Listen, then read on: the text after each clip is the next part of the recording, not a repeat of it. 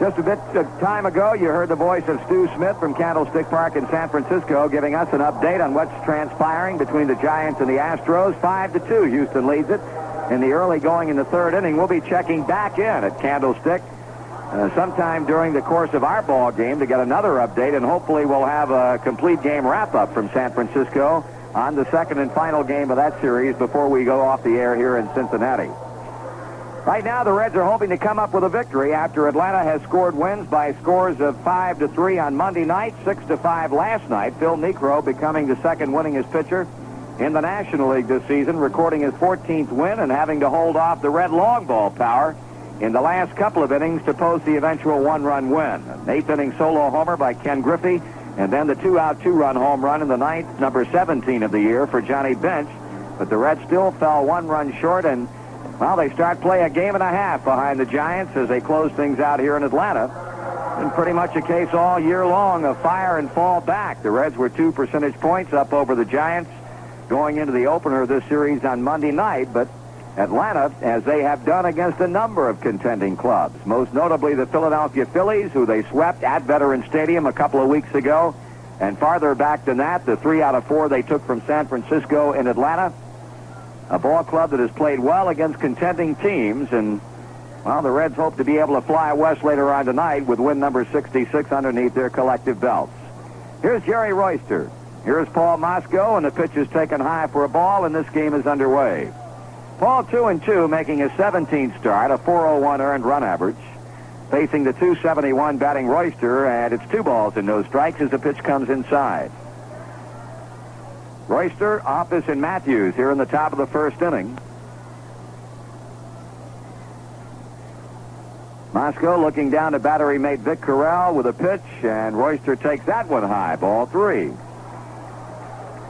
Well, Paul not yet throwing a strike here, and Jerry Royster a pitch out of the strike zone away from getting a leadoff walk. The right-hander kicks and fires, and that's strike one call, a fastball, 3-1. Atlanta, with the 2 wins here in Cincinnati, now stand 13.5 games behind the Giants and 6 under 500. There's ball 4 low as Mosco misses below the knees. The Royster's on, and the batter will be center fielder Roland Office. Pete Rose carries the ball in toward the mound to talk with Paul. Office hitting .256. He's homered 8 times and has driven in 28 runs. Cincinnati defensively in this ball game. Dreesen at first, Kennedy at second, Concepcion at short, and Rose at third. The outfield has Foster left, Geronimo center, Griffey right, and Corral catching. Office a left-handed batter. Royster with good speed takes his lead against a holding Dreesen at first, and the pitch is high for ball 1. Well, Mosco having problems throwing strikes, and we can reflect back to that game against the Philadelphia Phillies some time ago. There's a called strike. And Paul had controlled trouble in the first inning, or rather the San Diego Padres in his last outing, when San Diego took advantage of 3 walks in the first inning and a Gene Tennis single to score 2 runs. They were the only 2 that Paul allowed in 7 innings in which he gave up 5 base hits, but that first inning hurt him control-wise. Now another throw to first, and he almost picked Royster off the bag. This is the 3rd start of the year for Paul against Atlanta. He has no decisions against this team, but lifetime he's won a game and lost none. 3 straight times now he's thrown to Dreesen, trying to keep Royster as close to the bag as he possibly can. And again the throw to first base. Royster with 20 steals and 32 attempts. Far and away the club leader in that department. The team as a whole, Atlanta, has stolen but 63 bases. And Jerry Royster has 20 of them. 1-1 the count on Roland Office pitch. Taken high and away, ball 2. 2-1.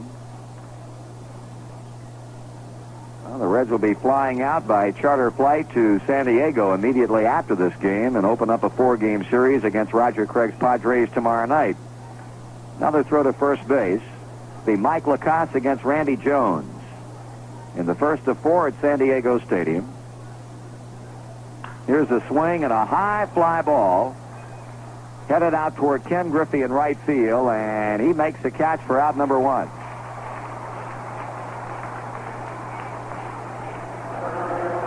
That'll bring up Gary Matthews, the right fielder.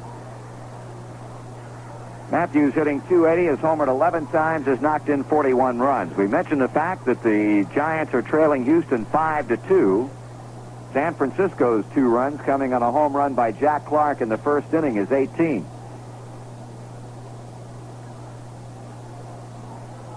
Right-handed batting Gary Matthews, himself a former San Francisco Giant, as Paul turns and drives Royster back to the bag with a throw to first. One other afternoon game, they've completed 7 at Wrigley Field, and the Chicago Cubs lead the Pittsburgh Pirates 5-4. Breaking ball is in for a strike. Matthews started to swing, held back. Philadelphia will be at St. Louis tonight, New York at Montreal, San Diego at Los Angeles. Swinging a foul back. Dodgers on a tear. They've won 4 straight. They came up with a 3-2 win over the Padres last night. Steve Garvey driving in all 3 Dodger runs with a pair of homers. And San Francisco beat Houston 3-2. So the Reds are a game and a half behind the Giants, and Cincinnati enjoys but a 1/2 game lead over the third-place Dodgers. The West continues to be tight. Swung on fly ball, right center. Geronimo moving in along with Griffey, and Geronimo cuts in front to make the catch. 2 gone. So following the leadoff walk to Royster, Paul has induced both Ovis and Matthews to hit outfield fly balls, and with 2 down, here's Jeff Burroughs. Jeff leading the league in hitting with a .318 batting average, 5 points better than Pete Rose. Jeff with 16 home runs. He's knocked in 60. He and Dale Murphy are tied for the most runs driven in on this Atlanta club. Here's a stretch in the pitch. Burroughs takes it over the plate, but below the knees, a ball.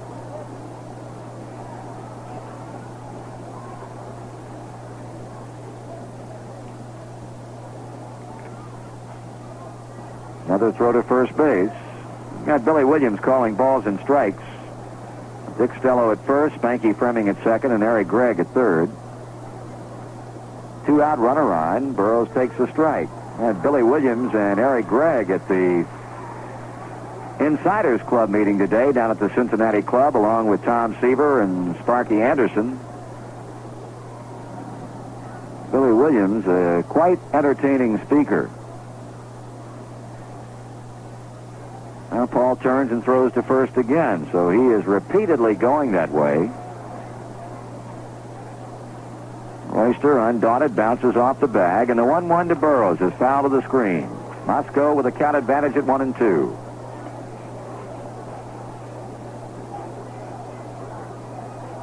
In that San Diego-LA game tonight, it'll be Eric Rasmussen 10-8 against Doug Rao 10-7.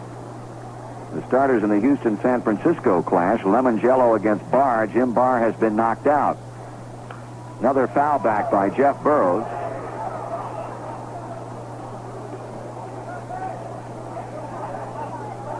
And as we go to San Diego for 4 games, the Dodgers and the Giants will be getting right back at it again. After playing 4 last weekend at Candlestick, they'll be doing it at Dodger Stadium beginning tomorrow night. We're in the top of the first inning, 2 out. Right-handed batting Jeff Burroughs as Royster goes. The pitch is taken. Carell's throw to second, not nearly in time as Royster comes in head first. And Jerry has his 21st steal.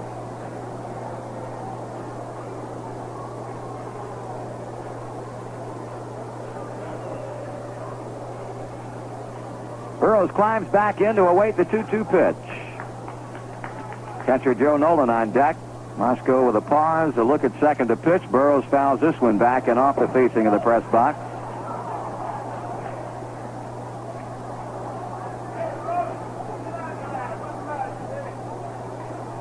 Oh, number 31 goes to rubbing up the new baseball as he now has to contend with Burroughs with a runner in scoring position now that Royster has stolen second.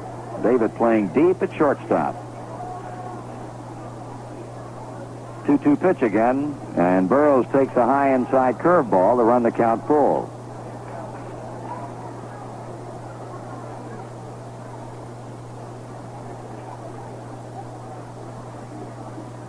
Three balls, 2 strikes. And the payoff pitch, that's ball 4 high. He missed a mile with that fastball. So Moscow has issued 2 first-inning walks, and things continue now for catcher Joe Nolan.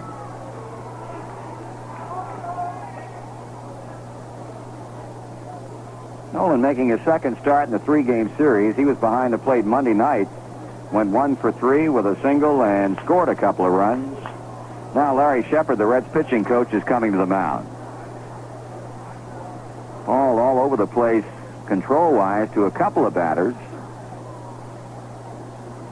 I think Paul quite possibly just rushing a little bit with his delivery and not giving his arm a chance to catch up. As you said, all over the place, and I think just to slow him down a bit, he'll be all right throwing the ball real well. He's got a good fastball tonight.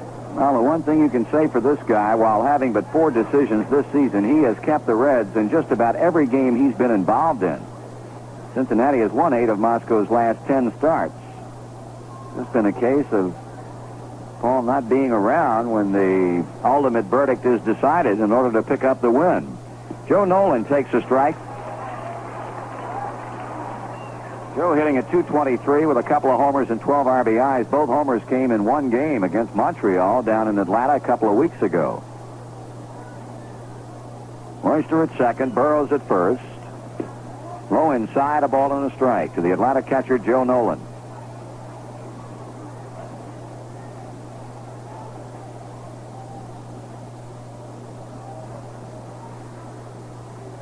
Now the 1-1 to the plate, swung on and fouled off the third base line. 1 ball and 2 strikes.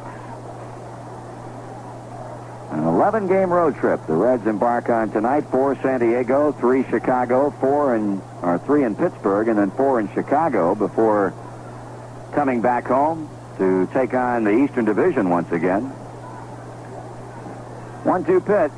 Swing and a miss. He struck him out with a breaking ball down. So in the first for Atlanta, no runs, no hits, no errors, and 2 men left on. And after a half inning of play and the wrap up to this 3-game set, the Braves nothing and the Reds are coming up. The time is right, that feeling's coming through. Real deal lovers know only one deal will do. Stroll for the real deal lover. Stroll, tastes like no other. Stroll for the real deal lover. Everyone knows it's the real lover beer. Family brew, over 200 years. Real deal lovers say they go out of their way for a stroll. Hey, hey, hey, stroll for the real deal lovers. Stroll, tastes like no other. Stroll for the real deal lover. From one beer lover to another. Stroll. The Stroh Brewery Company, Detroit, Michigan.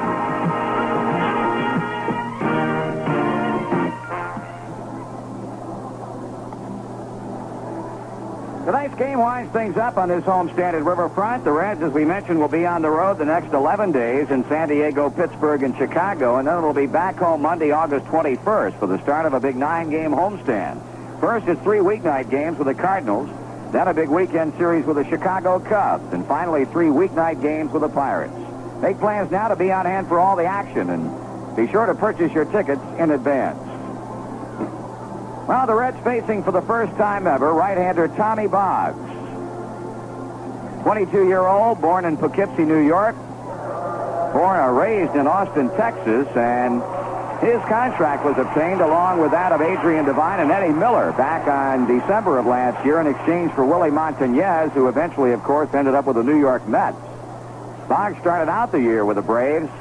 Went 1-5. He was sent down to Richmond, where he promptly won 5 and lost 1 with a 2.5 earned run average, and then was called back up.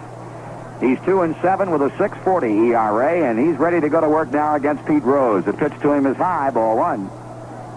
Boggs, like a number of the other young arms on this Atlanta pitching staff, has trouble throwing strikes at times. Rose swings and pops it along the left field line. Coming in, Burrows going out Royster, and Jerry Royster gives way to Jeff Burrows, who caught that ball basket style. Well, Pete Rose is out on a fly ball to shallow left near the line, and the batter will be second baseman Junior Kennedy.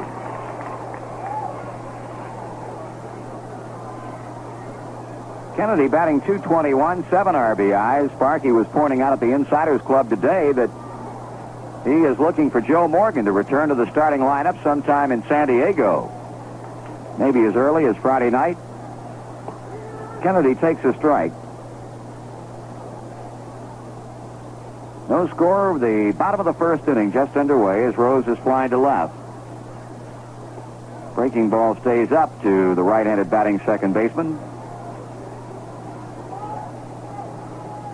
Boggs' finest hour this year came against the Philadelphia Phillies when he fired a 4-hit shutout at Veterans Stadium, his only complete game in 11 starts. Curve is in the dirt, ball 2, 2-1.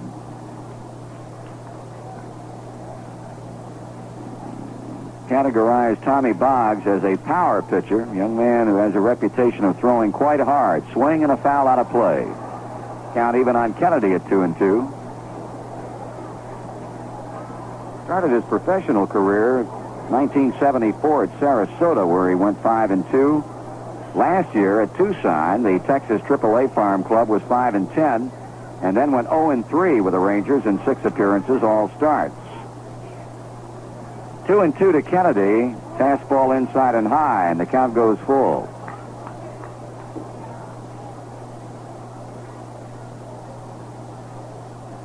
Three balls, 2 strikes.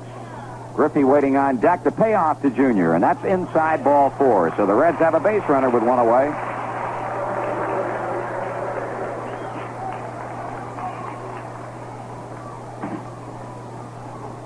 Ken Griffey with his 4th homer of the season last night, an 8th-inning solo shot to right field. Driving in his 30th run, he's batting .286. I'd like to be able to see Kenny get back on the beam again, along with Danny Dreesen. Johnny Bench pointed out on the Turfside show today, offense, or the lack thereof, has been the big problem for this club of late. Ground ball right side. Ruiz kicks it around, picks it up, throws, not in time. It's going to be an error on the second baseman, Chico Ruiz, with Kennedy moving on to second, and George Foster will be up in a 2-on, 1-out situation.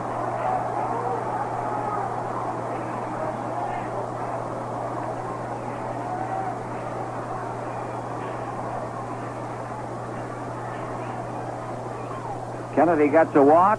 Griffey reaches on the error by the rookie second baseman. Foster hitting .297. 27 homers, 26 home runs, and 83 RBIs. Boggs looks at the runners, delivers to Foster, foul back and out of here. Oh, with Jackie Clark hitting a 2-run homer in the bottom of the first at Candlestick today. Foster's RBI lead is now 3. He's driven an 83. Clark has knocked in 78. Steve Garvey coming like gangbusters. With the 3 knocked in last night, he has driven in a total of 73. Dave Winfield of the Padres has 72. Montañez of New York with 71. Inside to George, a ball and a strike.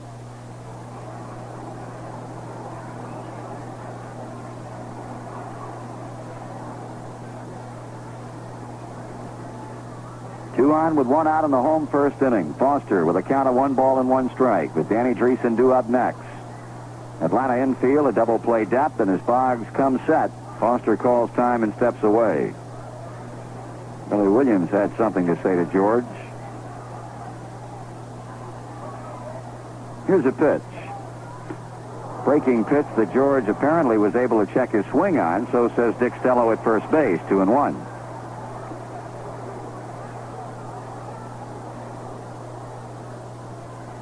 Junior Kennedy out at second base. We'll extend happy birthday wishes to today. Junior is 28 years old.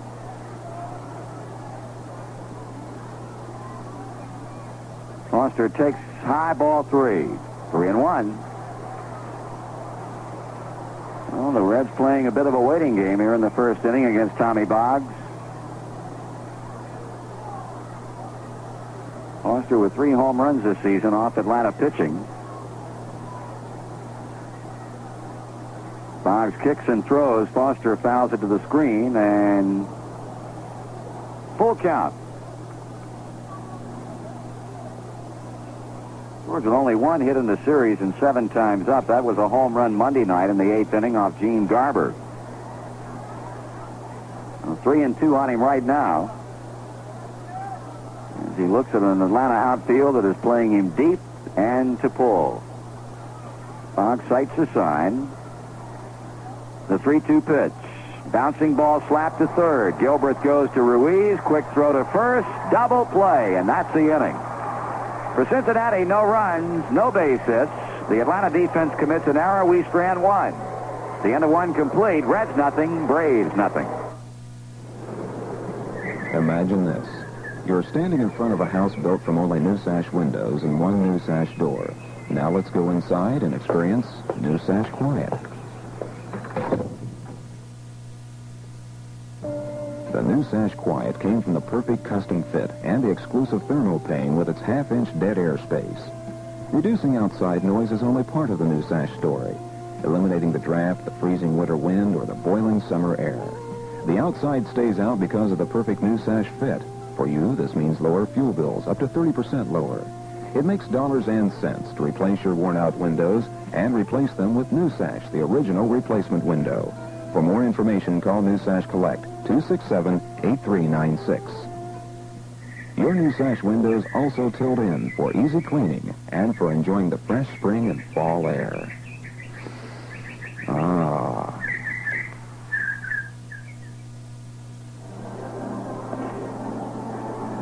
Well, both pitchers working out of first inning jams. Paul Mosco striking Joe Nolan out to leave 2 men aboard, and Tommy Boggs getting Foster to hit into a 5-4-3 double play. So we go to the second scoreless. It'll be Dale Murphy for openers against Mosco, followed by Rod Gilbert and Chico Ruiz. Got a final in from Chicago. The Cubs beat the Pirates 5-4, 7th win in the last 10 games for Herman Frank's club. Roberts, a winning pitcher, 5-7. Ed Whitson, the loser, 3-5.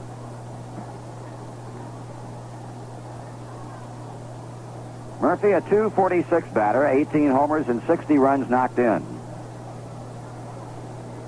Mosco delivers, and the pitch is fouled away. This Braves ball club has won 6 consecutive road games. The last time an Atlanta team won 7 straight was back in 1972, 7 games straight on the road, and the club record for consecutive wins away from home is 8. 1 ball and 1 strike. So the Braves certainly have something to shoot at today. Here's a 1-1 pitch, swung on and grounded into the Atlanta dugout. Of course, this stop here in Cincinnati is the beginning of an extended road trip for Bobby Cox's ball club.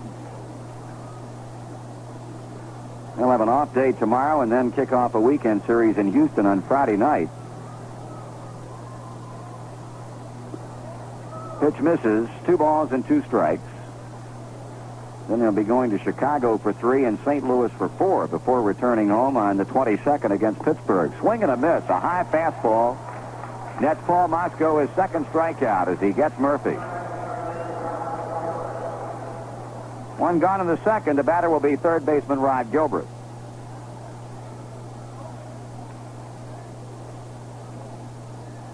.253 batter for Gilbert with 2 homers and 25 runs batted in. He takes a strike on the inside corner.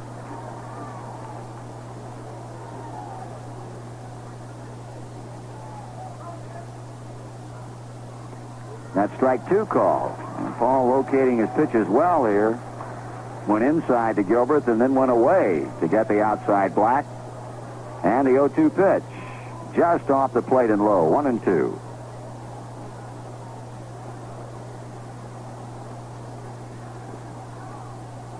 Gilbert ground ball, third base. Rose backhands it deep behind the bag, and Pete will not attempt to throw.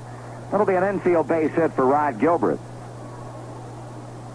Rose having to backhand that ball way behind the third base bag and right on the line. And so Rod Gilbert comes up with the first hit in the game, an infield single to third base, and the batter will be the second baseman, rookie Chico Ruiz. Ruiz 3 for 9 on the season and 3 for 7 in the 2 games played. Of course, the Braves have been without the services of Rookie of the Year candidate Bob Horner, their regular third baseman. Here's a ball. suffered a recurrence of an old shoulder injury swinging during batting practice on Monday night, and Horner has been a spectator throughout the entire series, forcing Bobby Cox to move Gilbert to third and put Ruiz at second. Call strike.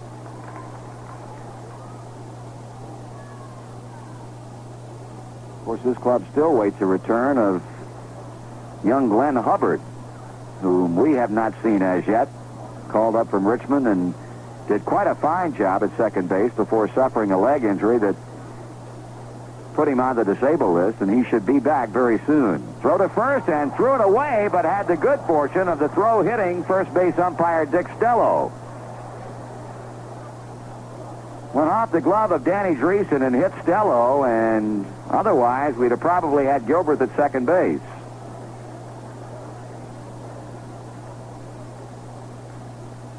One out and one on in the second. Scoreless thus up to this point, and the batter Chico Ruiz waiting on Moscow, who now steps back off the pitching rubber.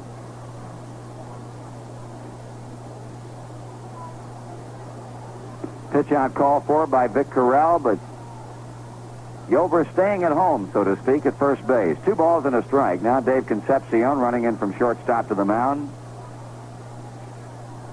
This reminder, the winning banner in this year's Banner Day competition is now on display at Burkhart's Men's Store on 4th Street in downtown Cincinnati.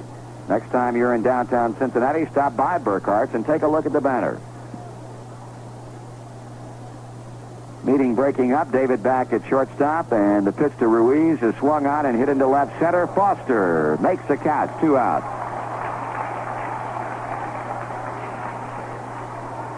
Oh, with 2 down, Tommy Boggs steps in. As the Braves go through their batting order once inside the first 2 innings, and we'll pause for station identification now on the Cincinnati Reds Baseball Network. Central Ohio. For complete Cincinnati Reds baseball action, keep your dial on FM 100 WRNZ, Columbus, Ohio.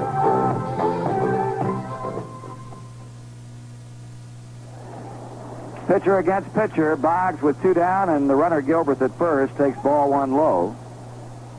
Tommy 3 for 16 at the plate, and one of those hits a home run.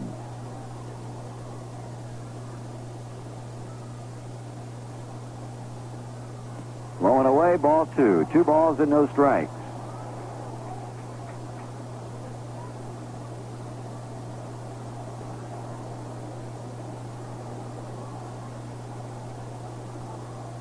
Moscow kicks and throws. Boggs takes a strike at the knees.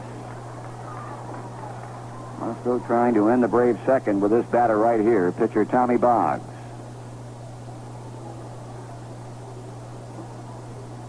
Boggs hits one off the bat handle and rolls on to third base coach Tom Burgess, who sends the ball on back to the mound. 2 balls and 2 strikes.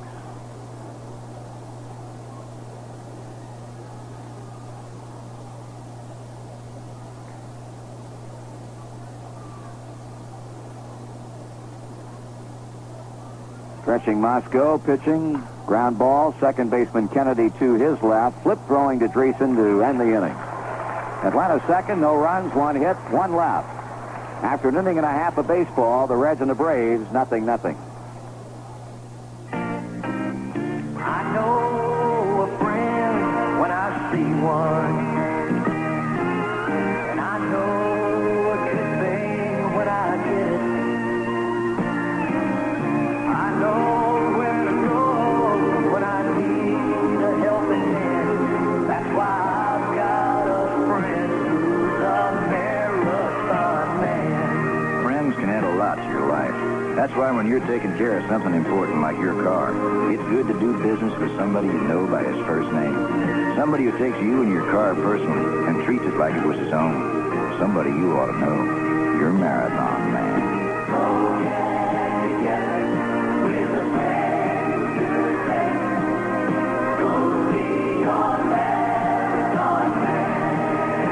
Marathon Oil Company. We got together to do it better, and we do.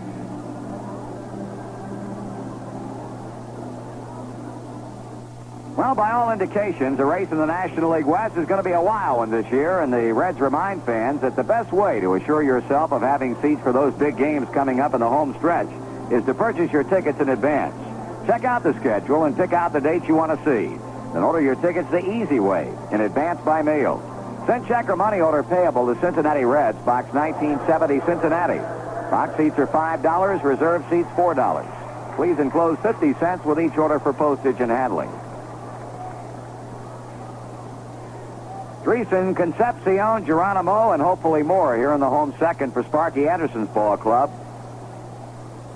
Danny leading off with a .279 batting average. And Atlanta pitching pretty well. 10 hits and 31 times up. Gilbert playing a bit shallow at third base for Dreesen, and Danny turns into the pitch but takes it for a ball.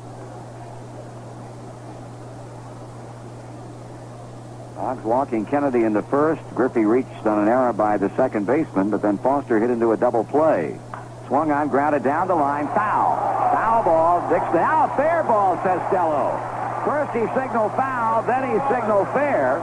Dreesen goes to second base, and that's going to be a double. Well, Marty, Dick Stello first called foul, and he called fair, and then we looked at Billy Williams, the plate umpire, and he's calling it foul, and it looks like it's going to stand as a double, but Dick got a little mixed up down at first, apparently, and his first indication was very clearly foul ball, but he soon stuck out that right hand to say fair, and I know where Billy Williams is trying to go along with Stello's call and missed the change.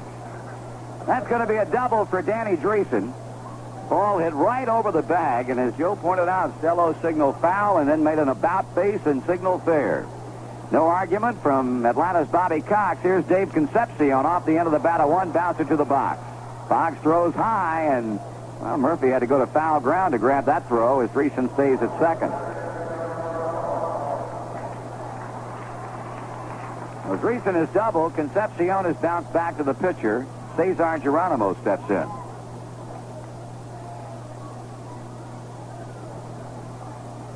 Geronimo, one of the many players on this ball club that has been in and out of the lineup this season because of injury, and well, he's not had a good year at the plate, batting only .234. Boggs pitches, and Geronimo takes it low and inside. Ball one. Now you look at the games played by these guys, and in many cases the figures are very misleading. Geronimo, for instance, playing in his 95th game of the season tonight, and game overall 113 for the Reds. A curve at the knees for a strike, but in many cases he has gone in as a late inning defensive replacement. Been to the plate only 235 times. 1-1 pitch. And again is low and inside. 2-1 now. Out to the mound goes catcher Joe Nolan to talk with Boggs.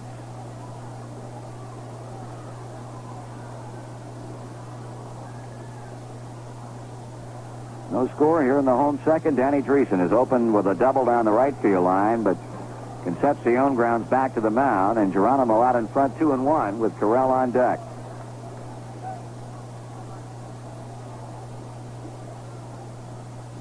Pitch. Swing and a miss. Curveball, 2-2.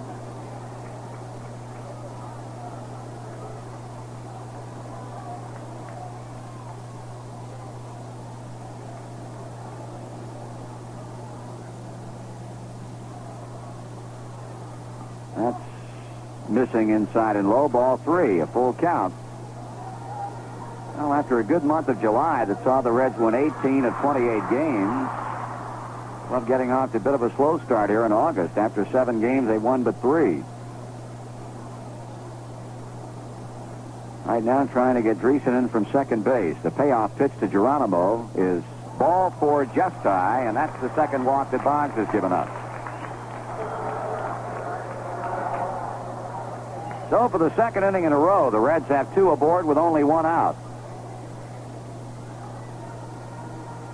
Carell batting .237, no homers, and a run batted in. Johnny Bench had originally been in the lineup tonight, but suffered a bit of a knee injury, nothing serious, when Dale Murphy banged into him at home plate last night in the 8th inning. John, a spectator again. Runners go. Pitch is taken. Here's a throw to third, not in time. Dreesen and Geronimo pull off a double steal.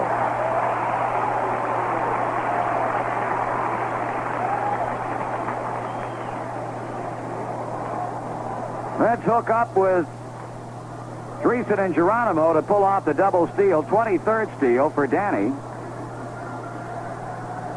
And the 7th stolen base for Geronimo. 1 ball and no strikes on Corral with 2 now in scoring position.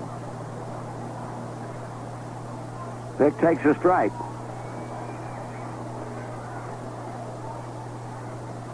Infield playing back. Exception of Gilbert at third. He's well off the line and maybe a step or two behind the bag. And once again, Nolan goes to the mound. Well, let's see what they're going to do here with 1 down and the pitcher coming up next. Nolan and Boggs go nose to nose discussing the situation, forcing Billy Williams to start slowly out toward the hill, but now the meeting breaks off.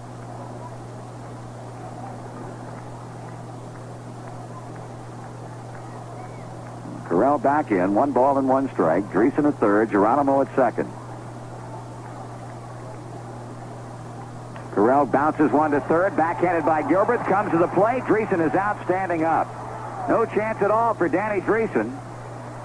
As Gilbert fired to Joe Nolan, who put the tag on Dan. Geronimo goes to third, and now Corral on at first. So with 2 out, Paul Mosco will try to help himself.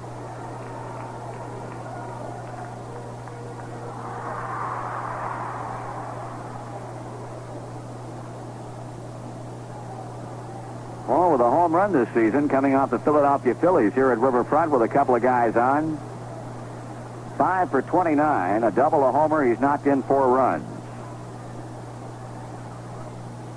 He swings and misses and loses a bat in the process as it comes to rest at the home plate end of the Atlanta dugout.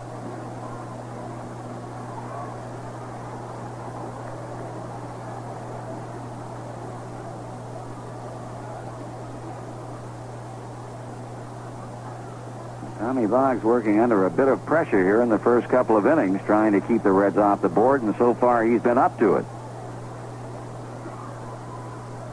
That strike 2 call. He comes with a fastball.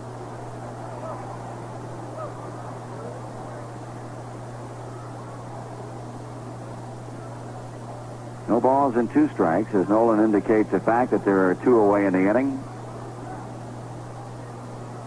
And a pitch. Missing outside and high with a fastball. 1-2.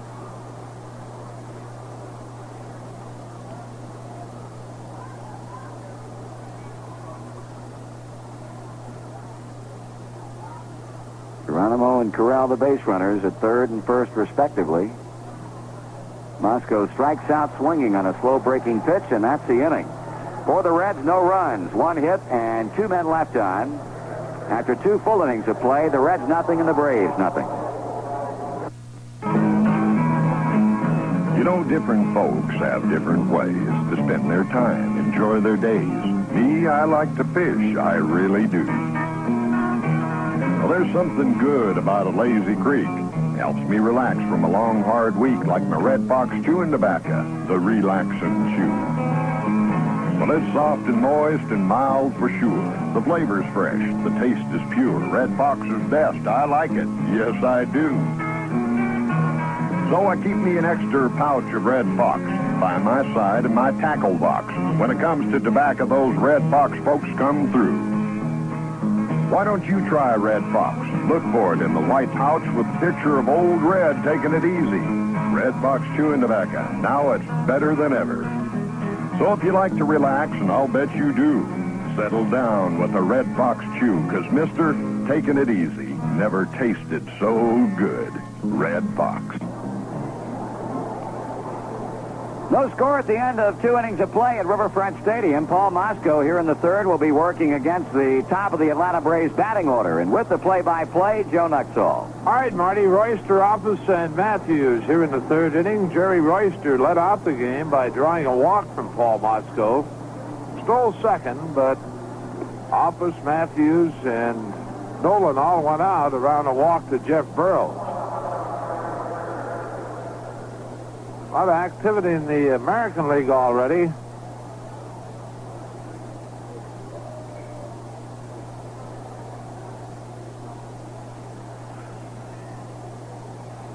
Jerry Royster, a .271 batting average.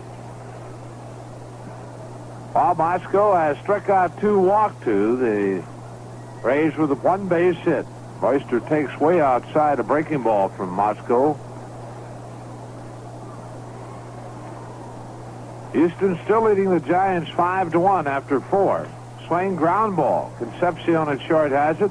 Throwing on to Dreesen, 1 out. 5-2 ball game in Candlestick. Houston leading after 4 innings. All right, here's Roland Office. Office, a fly ball to Griffey in right field in the first. Office, a .256 batting average, 8 home runs, 28 RBIs, and Roland, a left-handed batter.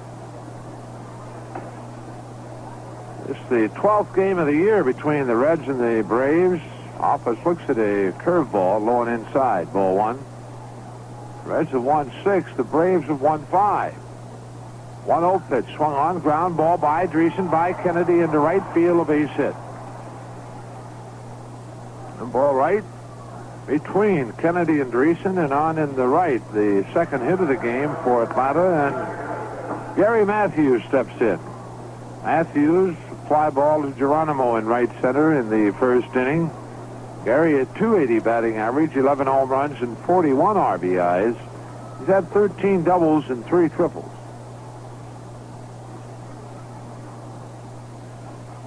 All looking for his second lifetime win over the Braves as he delivers a fastball high and inside to Matthews, ball 1.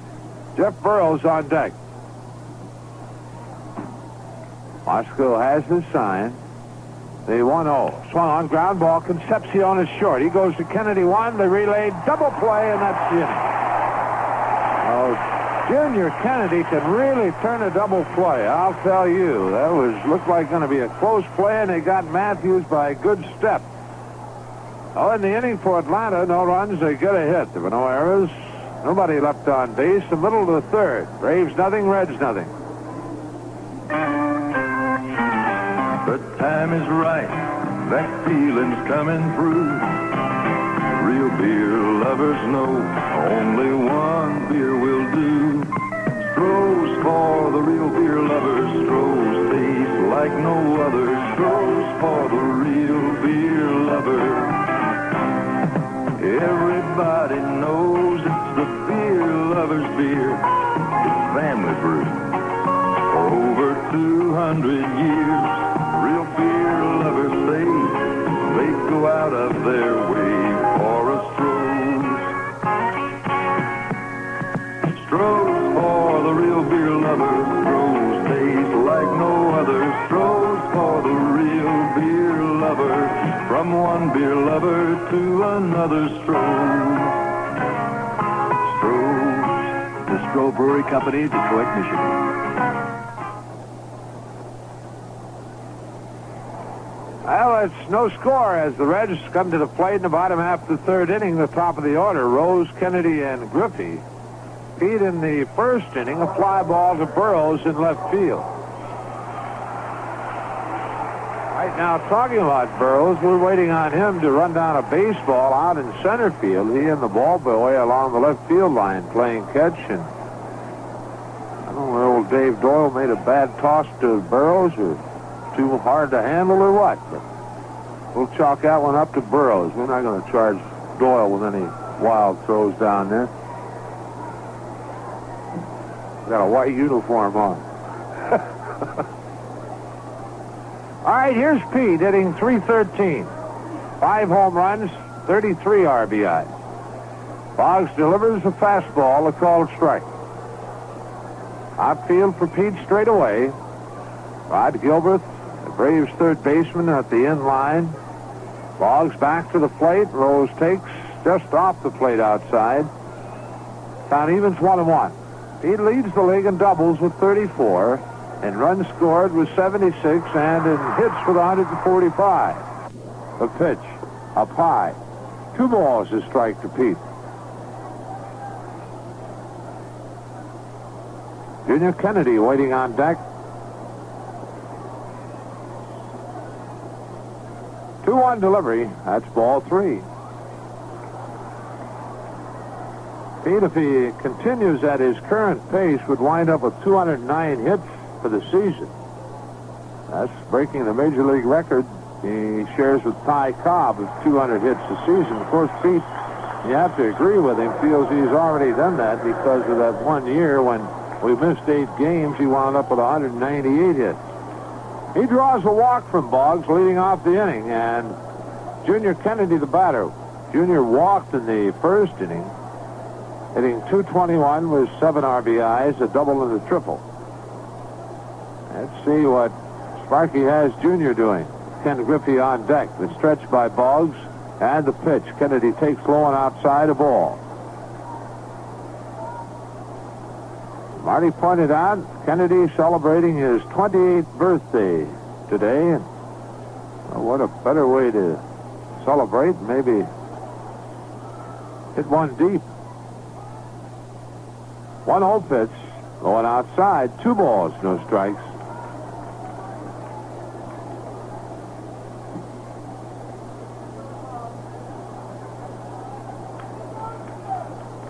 Boggs waiting on the sign from his catcher, Joe Nolan.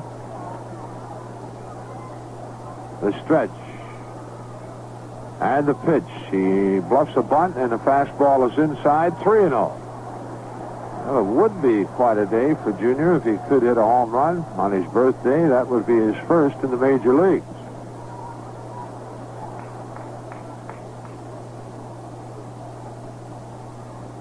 The pitch. That's in for a called strike. Jamie Easterly heads to the Atlanta bullpen to start throwing a left-hander.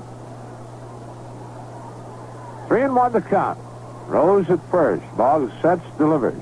That's down low, ball 4. So the first 2 have reached here on walks.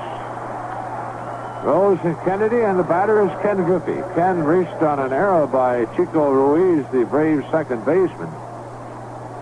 Now Cloyd Boyer, the Atlanta pitching coach, heads out to the mound to have a word with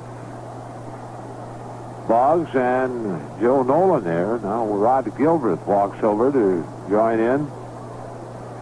Boggs has now walked 4 batters in 2+ innings.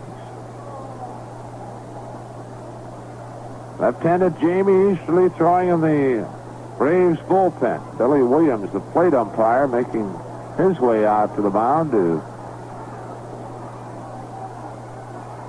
try to rush on the meeting. Griffey last night hit his 4th home run of the year in the 8th inning off Phil Necro. All right, Boyer back to the Atlanta dugout. Nolan back behind the plate. Rose at second, Kennedy at first. Nobody out. Rose and Kennedy both drawing walks from Boggs.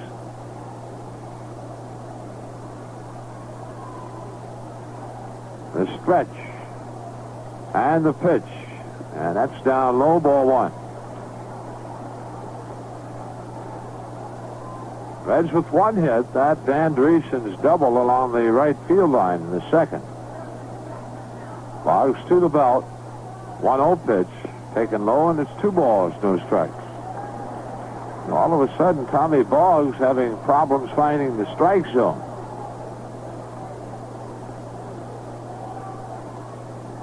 Two and 0 the count.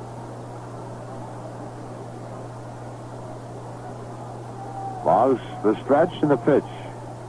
Griffey swings and misses a low fastball. 2-1.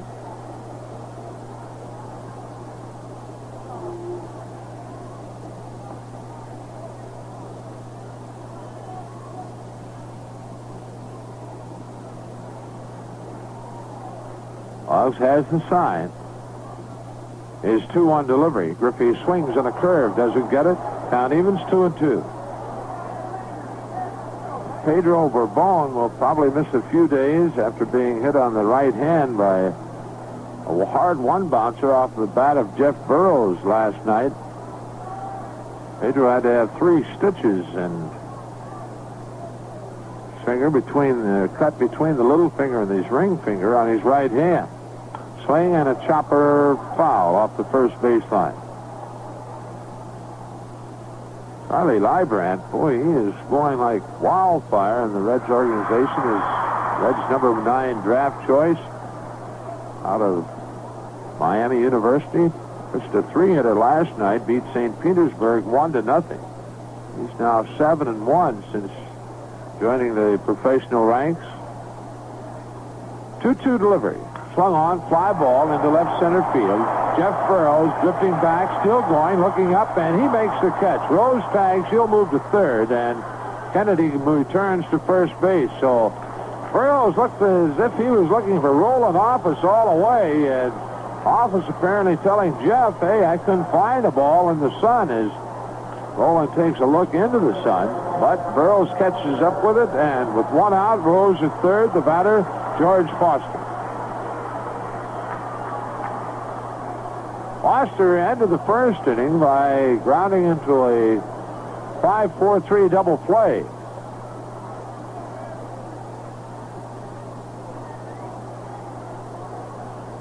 Boggs waiting on Foster to step in. He's there, and Boggs has his sign. His first pitch to Foster. George swings on a breaking pitch, doesn't get it. Rose at third base. Kennedy at first with one away. No score here in the third inning. A stretch by Boggs. The 0-1 pitch out. Nothing going on, and Joe Nolan almost had that one go behind him. Pitch almost over the outside corner. Count even 1-1.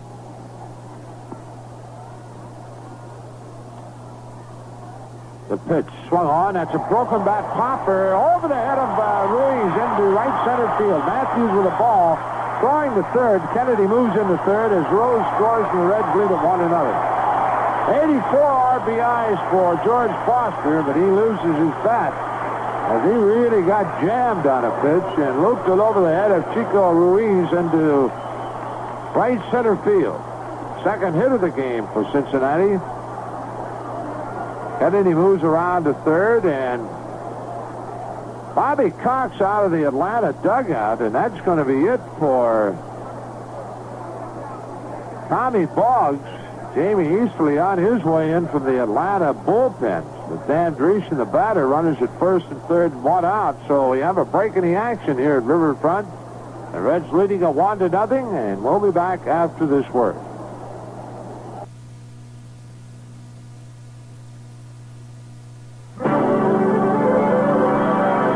Adventure, fantasy, excitement, mystery. Something fun for everyone. Kings Island for you.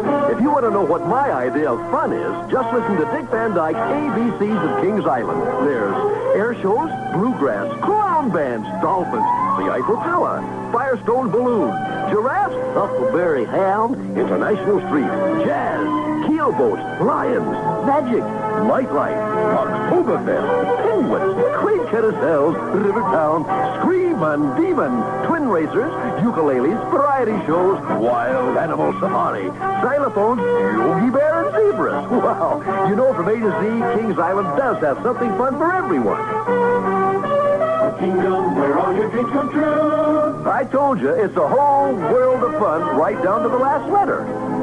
Kings Island for everyone. So come on. Kings Island for you. New pitcher on the mound for the Braves, Jamie Easterly, making his 28th appearance of the year. He's won 3 and lost 6 with a 6 earned run average. He's worked 63 innings, allowing 75 hits, has struck out 34 and has walked 35. He will face Dan Dreesen. Now Jamie apparently wanting something to clean his glasses. Jamie wearing glasses.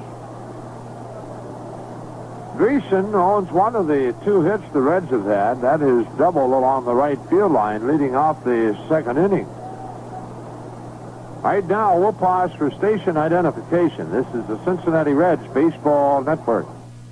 For Cincinnati Reds baseball in the capital city, listeners tune in FM 100, WRMZ, Columbus, Ohio, for every Cincinnati Reds baseball game. Dan Dreesen at the plate takes a fastball for a called strike from Easterly. The Reds with Foster at first, Kennedy at third, a run in. Easterly sets and delivers. Way outside with a breaking ball. Good play by the Atlanta catcher, Joe Nolan. Out even 1-1.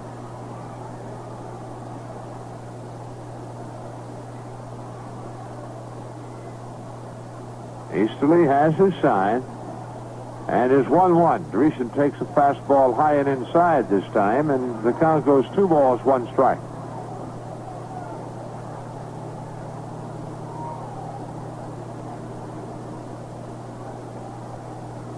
The stretch, the 2-1. Dreesen swings on it, pops it foul, out of play and back into the seats to the left side.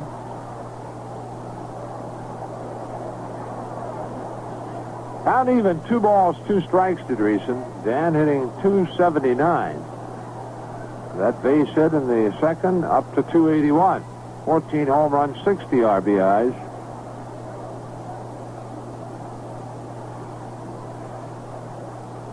Easterly sets, delivers. Breaking pitch swung on, ground ball. Murphy has it. He'll come home. They got Kennedy trapped. Nolan with a ball, and Nolan gives it to Gilbert. Now Gilbert running toward the plate. Goes to Murphy, and Kennedy is out, but Foster moves all the way around to third base. So the play goes on Junior Kennedy. Goes 3-2 to 5-3 for the second out. Dreesen at first base on the fielder's choice, and really you got to thank Dale Murphy for that. That was hit a shot at him, and a pretty good shot at a double play, but he chooses to protect the run and does. The runner's now at first and third, 2 out, and Dave Concepcion the batter. Dave in the second inning against Boggs bounced back to the mound. Easterly to the belt, delivers. Going inside, a ball. Concepcion a .304 batting average, 5 home runs, 49 RBIs. Dave had 1 hit at 4 times up last night. A 1-0. He takes a fastball. Cost him a strike. 1-1. The Reds in San Diego tomorrow night to open a 4-game series and an 11-game road trip. Easterly, the stretch. His 1-1 delivery. Low and inside with a breaking pitch. 2 balls a strike. Foster at third. Dreesen at first with 2 out. The Reds have scored a run.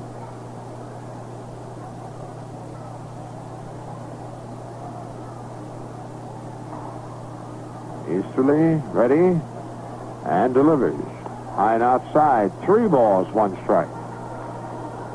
Tommy Boggs worked 2 1/3 innings, allowing 2 hits, struck out 1, walked 4, and 1 run, not an earned run. Of course, the 2 runners on base, his responsibility. 3-1 the count to Concepcion.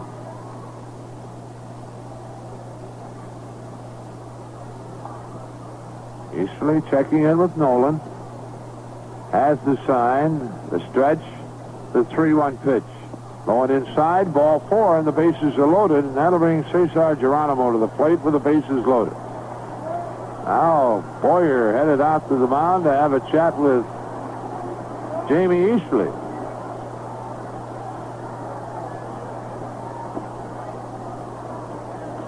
The Atlanta pitching has given 5 walks here in 2 2/3 innings, but only 1 of them has scored.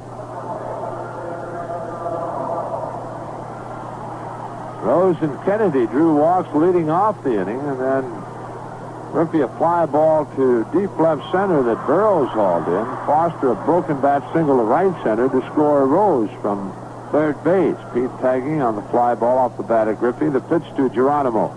Taken low and outside, ball 1.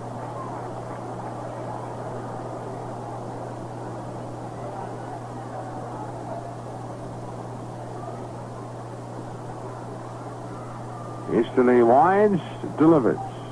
A strike call, the fastball. 1-1.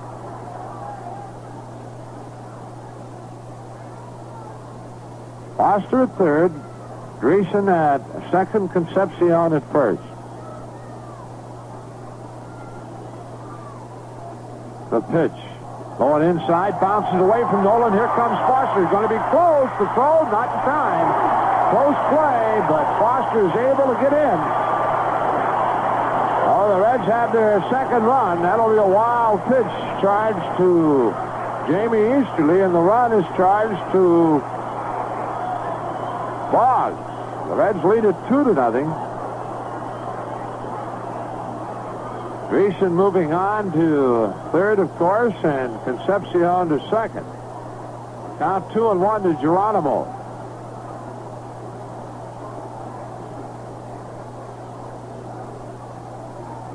Well, a base hit here would get us a couple more. A wind, the pitch. Low it inside, 3-1.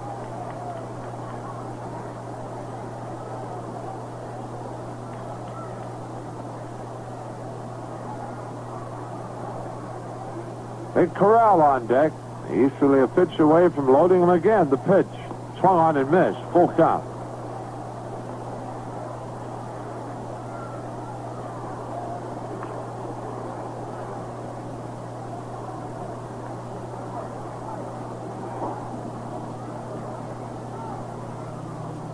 The payoff on the way.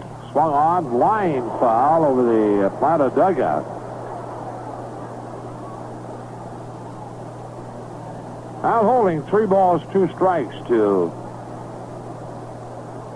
Cesar Geronimo.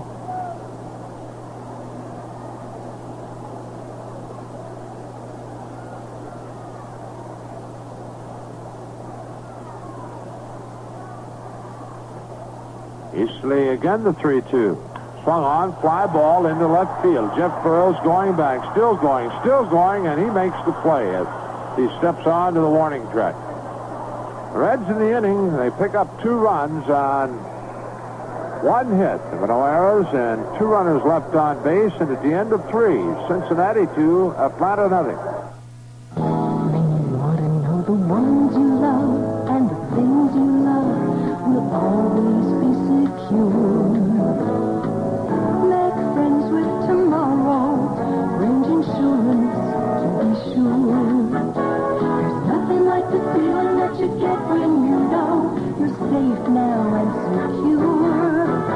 Protected by Grange Mutual, Range Insurance to be sure.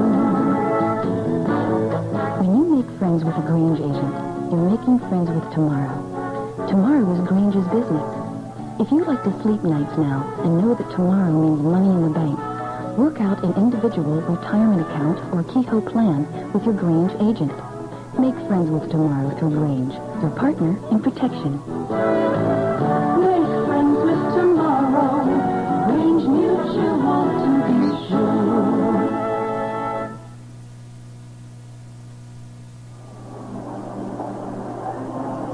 In the 4th inning for Atlanta, it'll be Jeff Burrows to lead it off, followed by Joe Nolan and then Dale Murphy. Burrows walked in the 1st inning with 2 out. Moscow has allowed 2 hits, has struck out 2, and has walked 2. Reds leading it 2-0.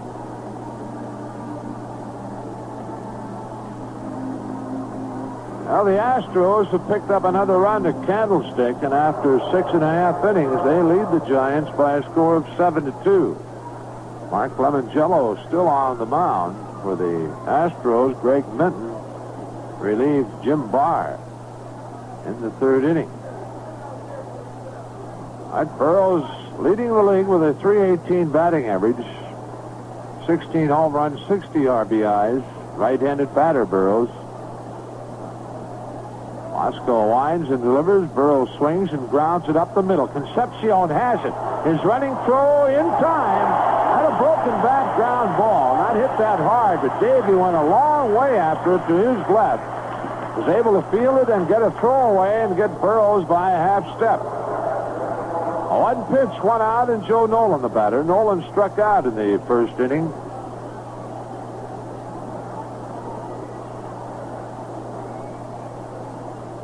Nolan hitting .223. He's had a couple of home runs. Has driven in 12. A left-handed batter, Nolan. Of course, Biff Polkaroba, their regular catchers, he pointed out last night, has had some shoulder problems. Nolan looks at a fastball at the knees, a called strike. Paul Mosco looking for his third win of the year. Delivers, curve swung on and grounded foul down to the Cincinnati bullpen.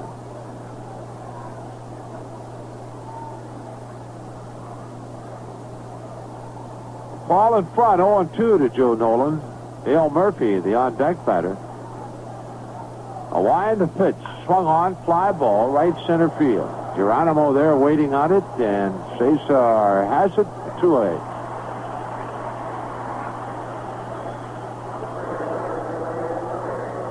Two down, and Dale Murphy, the batter.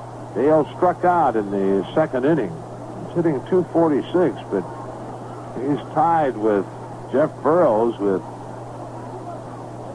the most RBIs on the Braves, and he leads Atlanta with home runs. He's had 18.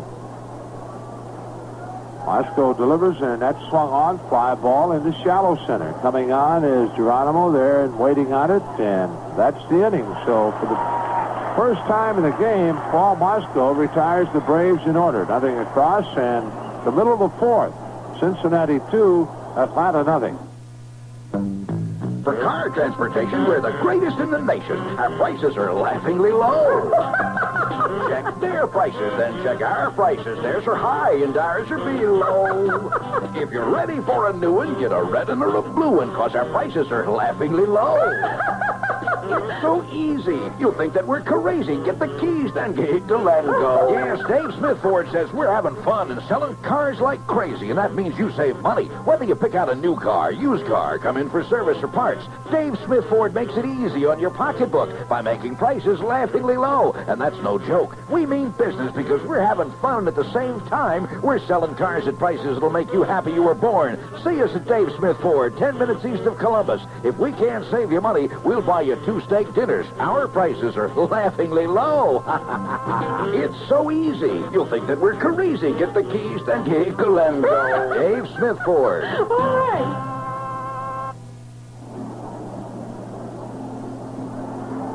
Reds leading 2-0 as they bat in the bottom half of the fourth inning. It'll be Vic Corral to lead it off, and then Paul Mosco and Pete Rose. Corral in the second inning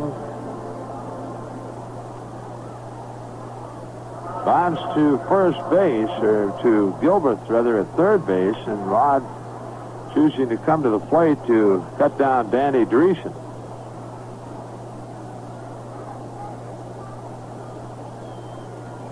Jamie Easterly in relief of Tommy Boggs. Boggs started, worked 2 1/3, and he was taken out rather quickly by Bobby Cox, the Atlanta manager. The pitch to Corral up high with a fastball, 1-0.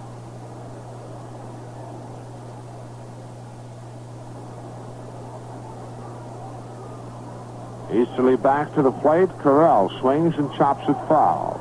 The plate rolling up the third baseline. Not even 1-1.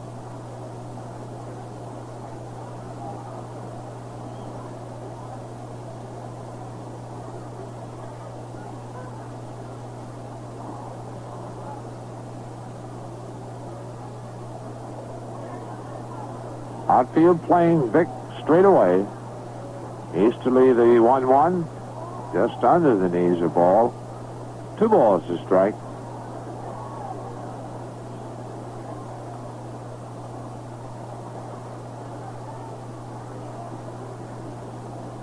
Here's the 2-1. Vic swings a high chopper in front of the plate, and taking the ball Easterly, he'll throw to Murphy, and really Vic trying to avoid Joe Nolan, who really got out of the box in a hurry. And Corral thrown out by Easterly. That play going 1-3, 1 out, and Paul Mosco the better. Paul struck out in the second inning. Paul has a home run this year and has driven in 4, also a double and a 172 batting average.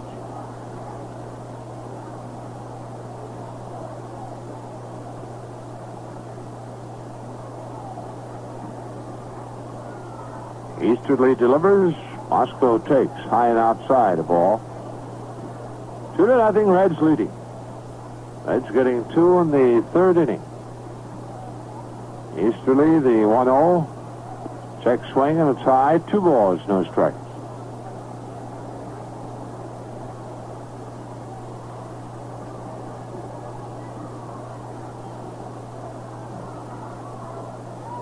Gilbert flashes the sign.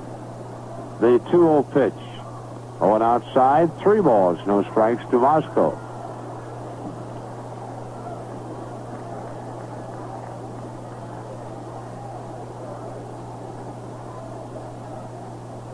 A 3-0 through the heart of the plate, a called strike. 3-1. Again, Moscow looks to Alec Dramis, the Reds' third base coach, has his sign. And a 3-1 delivery. Strike 2. Full count now to Paul.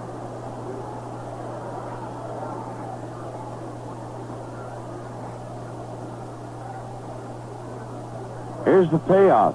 Swung on and missed, and after throwing 3 straight pitches out of the strike zone, Easterly comes back with 3 straight strikes, and for the second time, Moscow goes down swinging.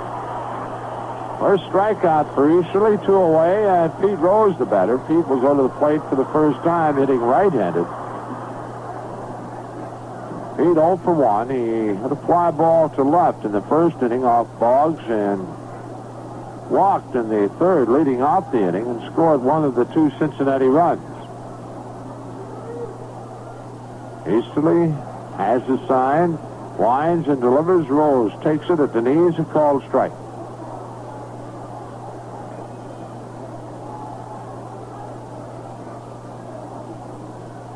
Easterly, the 0-1. Swung on and fouled. Breaking pitch. Jamie Easterly in front of Pete Rose now. No balls, 2 strikes.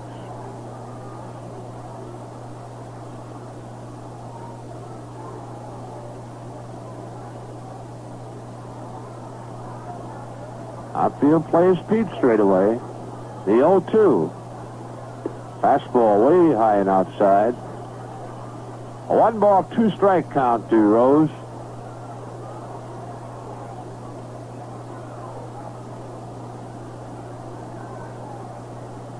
Here's the 1-2. Pete swings and misses a low fastball, and Easterly has his second strikeout. The Reds out in order for the first time here in the 4th, and after 4, Cincinnati 2, Atlanta nothing.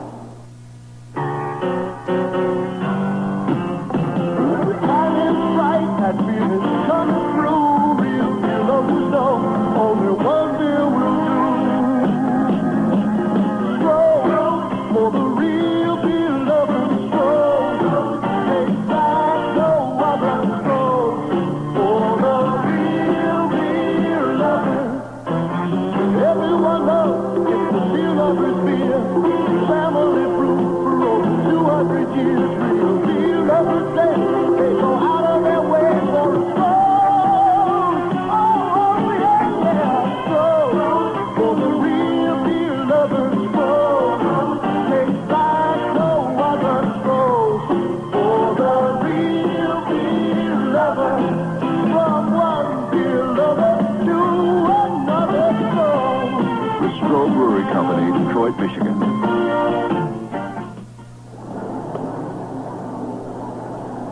The totals for 4 innings show Atlanta no runs, 2 hits, 1 error. The Reds 2 runs, 2 hits, and no errors. It'll be Rod Gilbert to lead it off in the 5th for the Braves. Back for the action, Marty Renneman. Okay, Joe, Gilbert is 1 for 1. He had an infield hit behind third base his first time up back in the 2nd. One of only 2 hits that Paul Moscow has allowed, the other being a ground single in the right field from Roland Office in the 3rd inning. Paul with 4 strong innings of pitching, and now working to Gilbert, and the pitch is taken for a strike.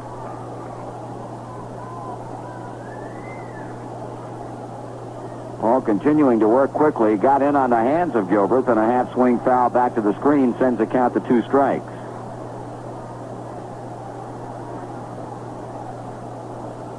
Moscow has struck out 2, Nolan in the 1st, Murphy in the 2nd, and he's walked 2, both of those walks coming in the 1st inning. But since that time, he's gotten his control problems ironed out, and throwing strikes here against the Atlanta offense. Pitch, strike 3 call. He gets Gilbert looking. Let's go back now to Candlestick Park and by telephone get an update from Stu Smith on the happenings between the Giants and the Astros. Here at Candlestick Park, we're in the top of the 8th inning. Houston is leading the first-place San Francisco Giants by a score of 6-2. The Astros getting 4 runs in the first, 1 more in the third, and 1 in the seventh. Giants' 2 runs came in the first inning on Jack Clark's 18th home run of the year with a man aboard. So, as I say, now in the top of the 8th inning, Houston leading the Giants 6-2. That's Stu Smith from Candlestick in the 8th inning of that game. Here's a swing and a drive hit back into deep left center field. Foster and Geronimo giving chase, and Foster with a running catch. George Foster going a long way to take away an extra base hit from Chico Ruiz. Oh, with 2 away in the inning, the batter will be pitcher Jamie Easterly. The way things are going right now, the Reds could get back to within a half game of the Giants, who trail by 4 runs in the 8th inning of the Houston Astros and Mark Lemongello. Easterly out for the first time since coming on in relief of Tommy Boggs, and the curveball is over for a strike.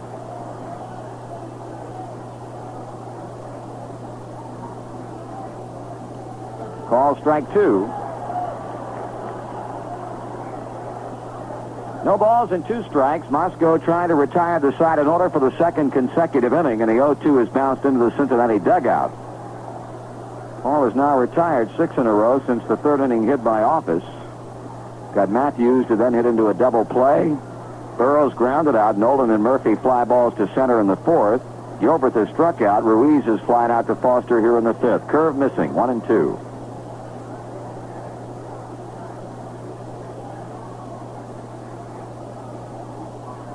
That's another breaking ball that stays just high. 2 balls and 2 strikes.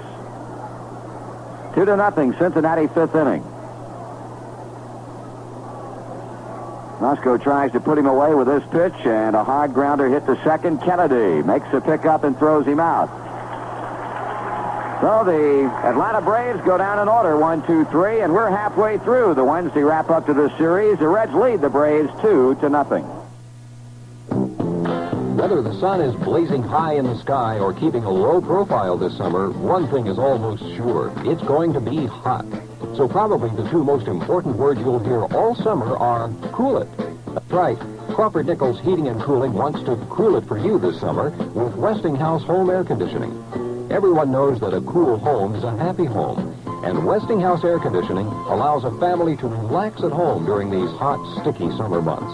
Also very important is the fact that air conditioning is a wise investment, adding to the resale value of your home. By offering Central Ohioans 24-hour emergency service, Crawford Nichols can make sure you're cool all summer long. Don't forget, the password to comfort this summer is Cool It. For a free home cooling estimate, call Crawford Nichols Heating and Cooling today and say Cool It. Now you can cool it with Crawford Nichols, that's the way. 876-1234. You know, it won't be long before school starts, and we know a lot of young men and women out there in Reds country will be going away to school for the first time. If you're looking for a distinctive send-off gift, may we suggest a Cincinnati Reds cross pen and pencil set. These fine quality writing instruments are sure to get good use, and the familiar Cincinnati Reds emblem on the clip will help that Reds fan remember some of the exciting baseball he or she has seen this summer. Reds cross pen and pencil sets are available at the Reds 580 gift shop in downtown Cincinnati. Stop by or call or write the Reds office for 580 mail order information. Ken Jr. Kennedy for openers here in the bottom of the 5th inning. He has walked and walked again. Jr. not yet with an official time at bat in this one as he faces Easterly for the first time. Left-hander throws, and it misses low, ball 1.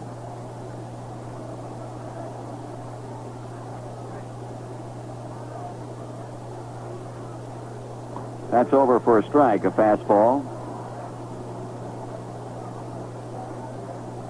Easterly's been in and out of the Atlanta rotation this season, although primarily used as a relief pitcher. Swung on, bouncer, got by the mound. Charging Ruiz, side-arming to first, got him. 1 down.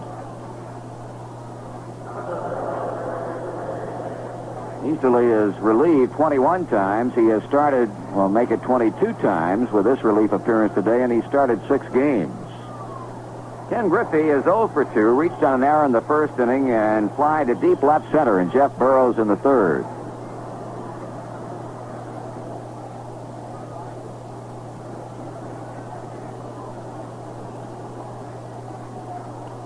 foul back to the screen.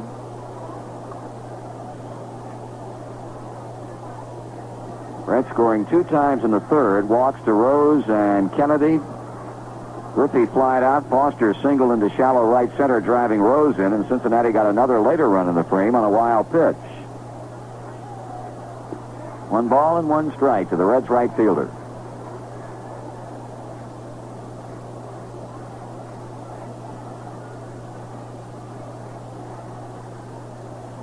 Swung on and looped into left center. That'll fall.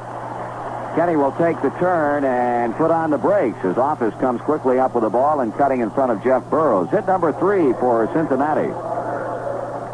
Don't forget the Giants and Dodgers will be at Riverfront for 5 big games next month. San Francisco visits Saturday, September 9th and Sunday, September 10th.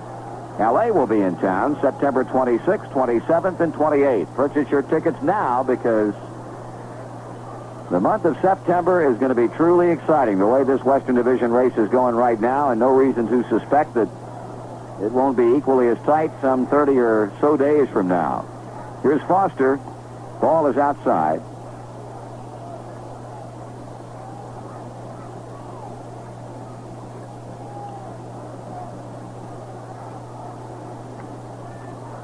Easterly looks for the sign from Joe Nolan.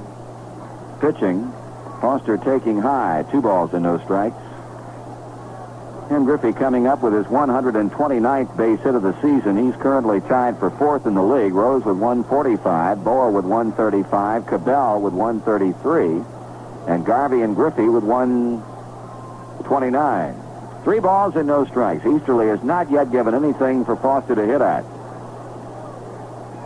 Got to think in this situation that they will turn him loose at the plate if that 3-0 pitch is at all hittable.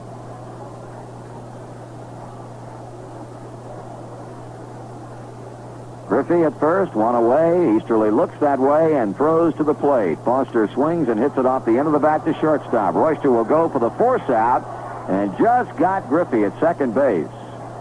2 away. Danny Dreesen will be in.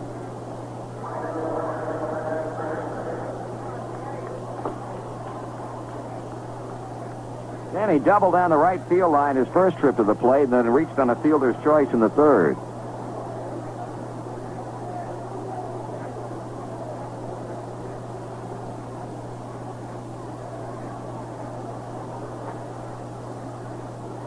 Ground ball, second baseman Ruiz. He'll go to first, and that's the inning. For the Reds in the 5th, no runs, 1 hit, 1 man left on. And through 5 full, the Reds lead the Braves 2.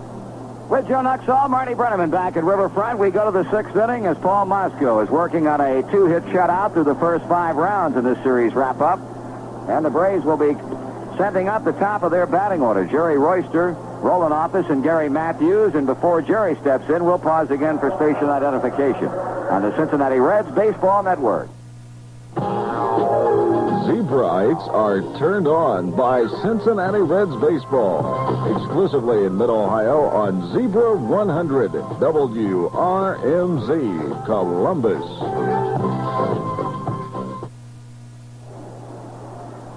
Jerry Royster settling into the batter's box. He grounded out to shortstop in the 3rd inning, walked in the 1st. Pitch to him is taken a curve for a strike.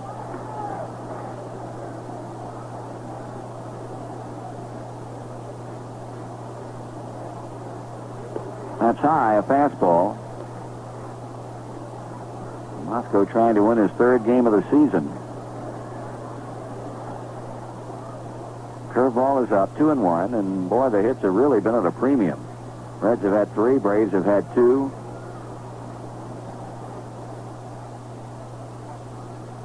Royster waits and swings and line drives a single into left field. Well, Royster gets the Atlanta 6th inning underway with a hit. Roland Office has 1 of the 3. That a single to right field in the 3rd inning. He's 1 for 2, and he, prior to the Royster hit, was the last Brave to reach base.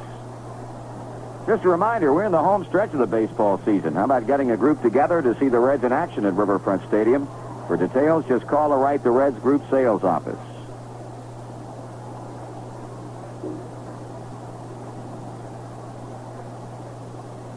Throw to first, back in time. Braves would like to stir something up here against a guy who's been difficult for him in this one. There goes Royster. Pitch is swung on and missed. Throw down to second. Got to play out. That was a high curveball that was out of the strike zone. Royster breaking on the pitch. Office swung at it to protect Jerry, but Vic Corral still throwing him out to Davey Concepcion down at second.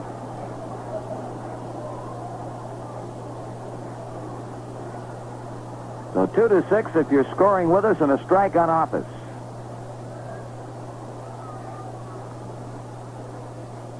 Up high as the left-handed batter leans away. 1-1.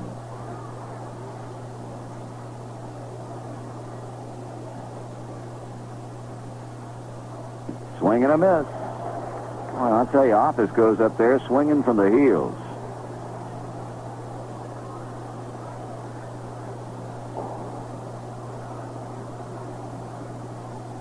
Goes sights aside, delivers strike 3 call. Got him looking at a pitch knee high, and Office doesn't agree with Billy Williams.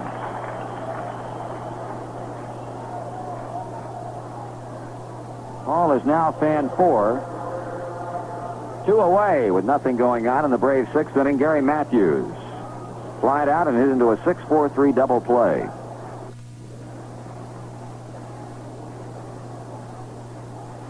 He swings and hits it in the air to right center field. Ken Griffey camping, side retired. No runs, 1 hit, nobody left on. Reds will be coming up in the bottom of the 6th inning with a score, Cincinnati 2 and Atlanta nothing. The time is bright, the feeling's coming through. Real beer lovers know only one beer will do. Stroke for the real beer lover. Tastes like no other. Stroke for the real beer lover. Everyone knows it's the beer lover's beer. Family food for over 200 years. Real beer lovers say they go out of their way for a Jones. Jones for the real beer lover. Jones tastes like no other. Jones for the real beer lover. From one beer lover to another Jones. The Stroh Brewery Company, Detroit, Michigan. After tonight's game, only 21 more home dates remain for the Reds here at Riverfront. The Cardinals, Cubs, and Pirates are here later in August. In September, we'll see all 5 Western Division rivals. Check the schedule and stop by the Reds ticket agency nearest you and purchase your tickets in advance. If you live in Hillsboro, it's First Security Bank. In Xenia, at Famous Sporting Goods. In Salina, at the Style Shops. In Greensburg, Indiana, at Hoosier Sporting Goods. In Newcastle, Indiana, at Rose City Bowls. And in Ashland, Kentucky, at Zwick Music. 2-0 Reds over the Braves. Dave Concepcion, bottom of the 6th inning. Jamie Easterly to the plate and misses up with a pitch of ball. Maybe bluffing a bunt, drawing Gilbert in from third and Murphy from first. Maybe he's 0 for 1 with a walk. He hits the foul off the end of the bat. It'll be out of play. 1 ball and 1 strike. Geronimo on deck. Corral waiting in the wings.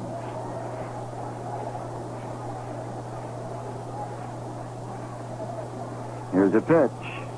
That's bunted first base slide and bunted hard, and it rolls foul just before it gets to the bag. Maybe fortunate that ball stays fair, and he's out easily. Well, somebody apparently saying something to him in the Reds dugout. Davey looks that way and then turns back toward the plate with a big grin on his face.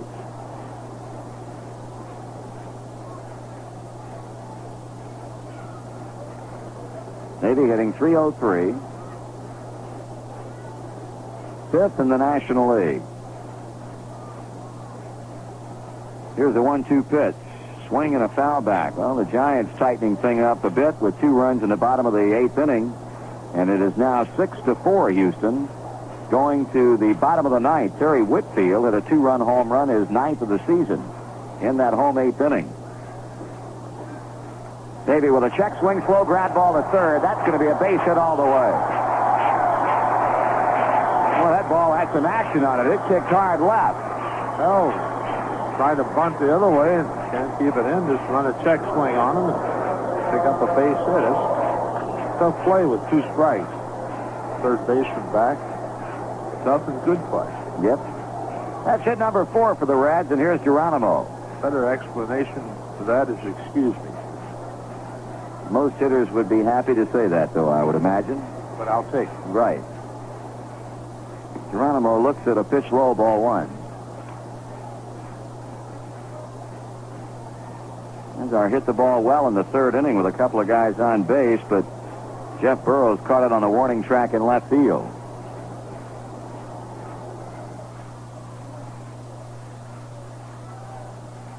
There's a throw to first. Davey back.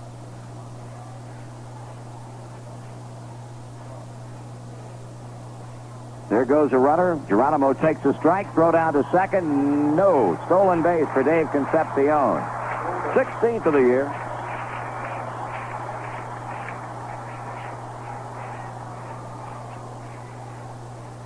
So we got a potential 3rd run of the game in scoring position. Davey stealing second. That's the 3rd stolen base for the Reds in the game. Threeson and Geronimo hooked up on a successful double steal in the 2nd. Now Royster sneaking in behind the runner at 2nd, but drawing no throw from Easterly. Jamie's been out there since the 3rd inning when Bobby Cox went to the left-hander in relief of starter Tommy Boggs. Reds have had only a couple of hits off of him and no runs. Done a good job. Here's a bunt foul off 3rd. 1 ball and 2 strikes.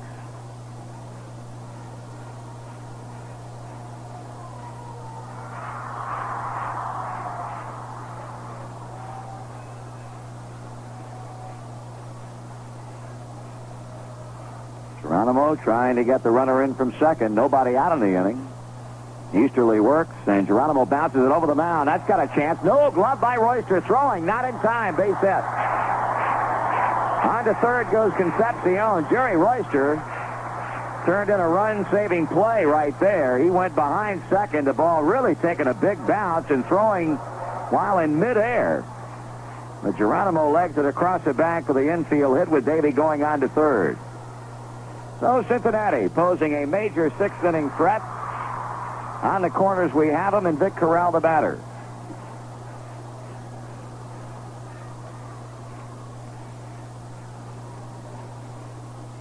Vic has reached on a fielder's choice and has bounced back to the mound.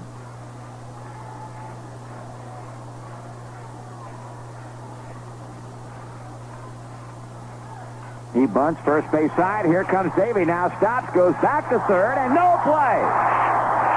Murphy turned to throw to first, and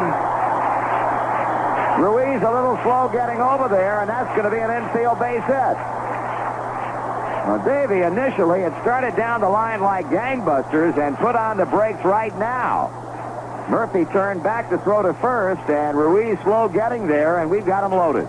Marty, I don't really feel there's anything wrong. I think Vic might have just more or less bunted on his own, but I'm not sure of it because Davey did break. But sometimes you have the safety squeeze where you see where the ball is bunted and then try to score. But in this case, that ball bunted rather hard, and Murphy charging the ball and looking first at Concepcion and Vic Corral hustling down the line, and that meant a difference. 3 infield hits to fill the bases with Reds and brings up Paul Mosco. Easterly out of the stretch, and Paul fouls it back. We've got 2 working in the Atlanta bullpen, right-hander Chopper Campbell and left-hander Craig Scope. Concepcion at 3rd, Geronimo the runner at 2nd with Corral at 1st.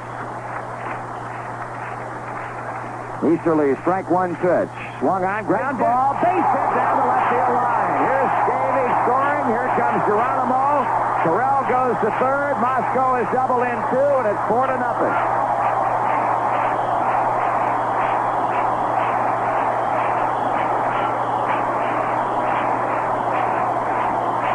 A 2-run bouncing ball double down the left field line by Mosco. Drives in Concepcion and Geronimo.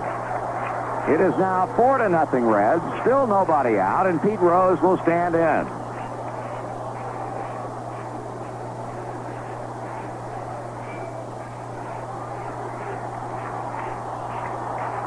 Time call as the ball gets out of the Atlanta bullpen. 4 hits in the inning, only one of them getting out of the infield, but that's a big one. Moscow with a 2-run double. I think we got to be honest. We haven't exactly hurt that little white thing down there. No. Not how you drive, it's how you arrive. Oh, he's got too many scars on it. They're going to intentionally walk Pete Rose.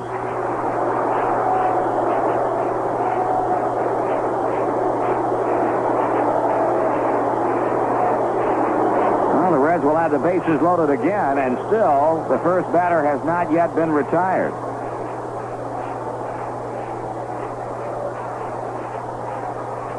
It's the second walk allowed by Easterly. And Junior Kennedy will be up as the Reds again have the bases loaded.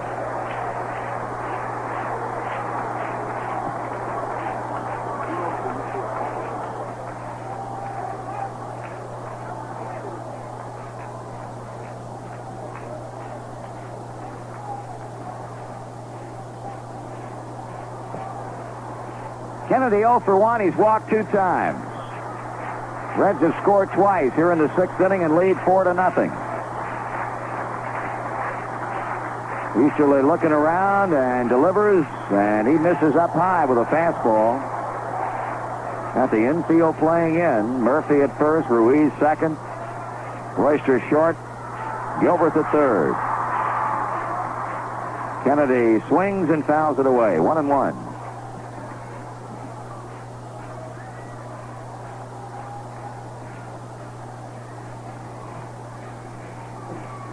Base hit now in a situation like this can really break this game wide open, although the way Moscow is pitching, you got to like our chances with a 4-run lead.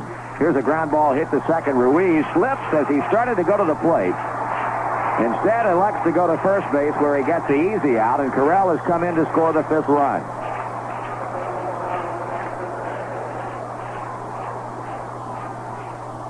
Other 2 runners advance. Moscow to third, Rose to second.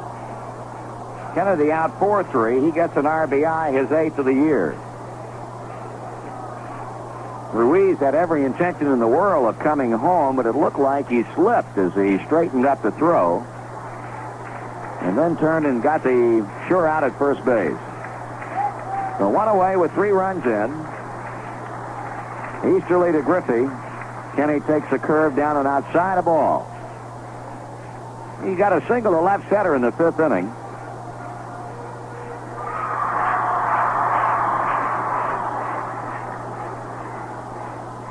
Here's a line drive into right field, charging Matthews. He misplayed the ball. Moscow will score. Rose to third, Griffey to second. Gary Matthews betrayed by indecisiveness. He came in, stopped, and tried to reach down, and the ball bounced in front of him. An RBI single for Griffey, and it's 6-0. Marty, I just wonder if Gary Matthews was not trying to time the ball and get a good charge on it to make a throw to the plate. And, of course, Kenny seemed to hit on top of the ball, and it sank on Matthews, or he lost it. But the lights are not on as yet here in the stadium, and there's not a bit of sun out there. I don't know. Well, maybe he just misjudged, but I kind of think that he was trying to judge the ball and to get a good, strong throw to the plate, and the ball just kind of the bottom fell out of it on him. Well, Griffey getting credit for an RBI double, and the Reds have scored 4 times in the 6th inning as left-hander Craig Skoke comes to the mound, and we'll be back with more in just a moment. Up to catcher Joe Nolan, the new Atlanta pitcher on the mound, a left-hander, as George Foster strolls toward the plate. The Reds have scored 4 times in the inning and now lead it 6-0. Foster is 1 for 3, a run-scoring single in the 3rd inning. Rose at third, Griffey at second. And they're going to intentionally walk George, as you might expect, with Danny Dreesen coming up next. We've got a final on the San Francisco-Houston game, and with the report here once again is Stu Smith. Here at Candlestick Park is the final decision now. The Houston Astros have defeated the San Francisco Giants 6-5. For Houston, 6 runs, 10 hits, no errors. Remangello, the winning pitcher, he is 8-10. A save for Ken Forsch, his 5th of the season. For the Giants, 5 runs, 8 hits, 4 errors. Losing pitcher Jim Barr, he is now 6-9.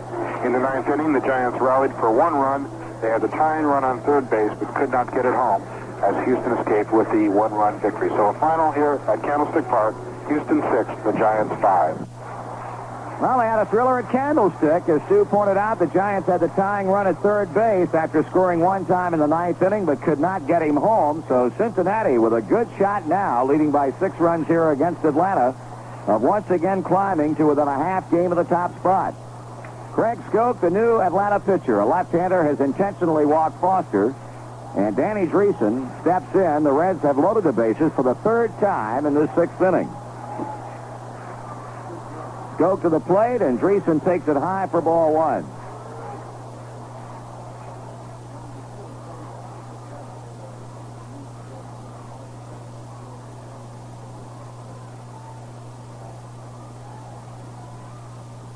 Skoke's 1-0.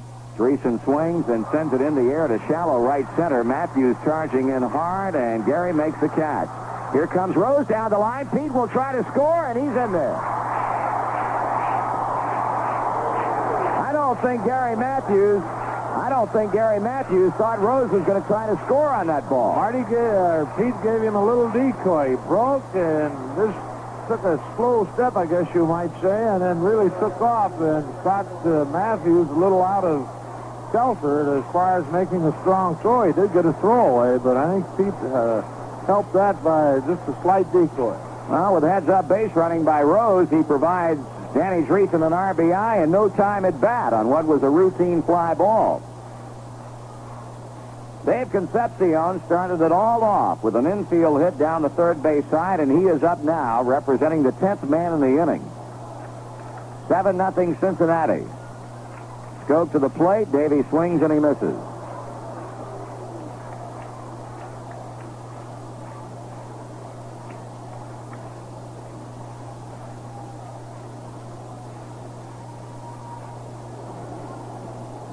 Runner at second, Ken Griffey, the responsibility of Jamie Easterly, and Foster at first. He belongs to Craig Skoke.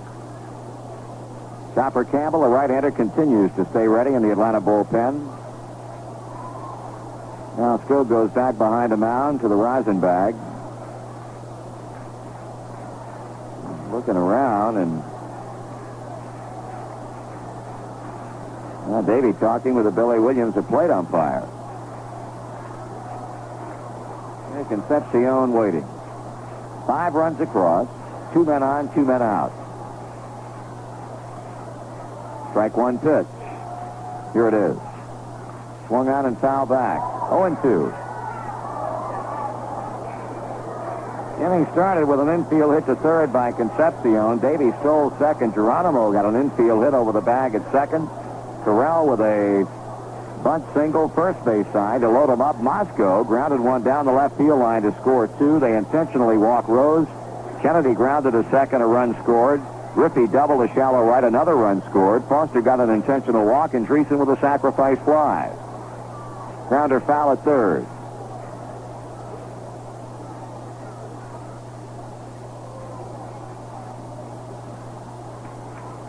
No balls and 2 strikes.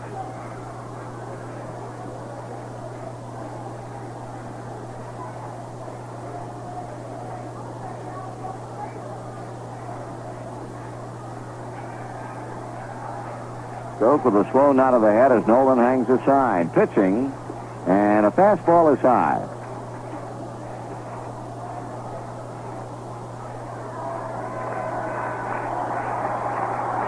Now the crowd reacting in the stadium to the information we passed along to you a few moments ago as they put it on the message board out in center field that the Astros have beaten the Giants 6-5 today.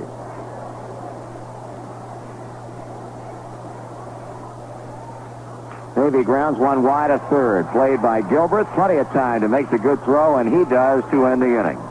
But in the sixth, a big frame for the Reds, 5 runs on 5 base hits, no errors and 2 left. And through 6 full, the Reds lead the Braves 7-0.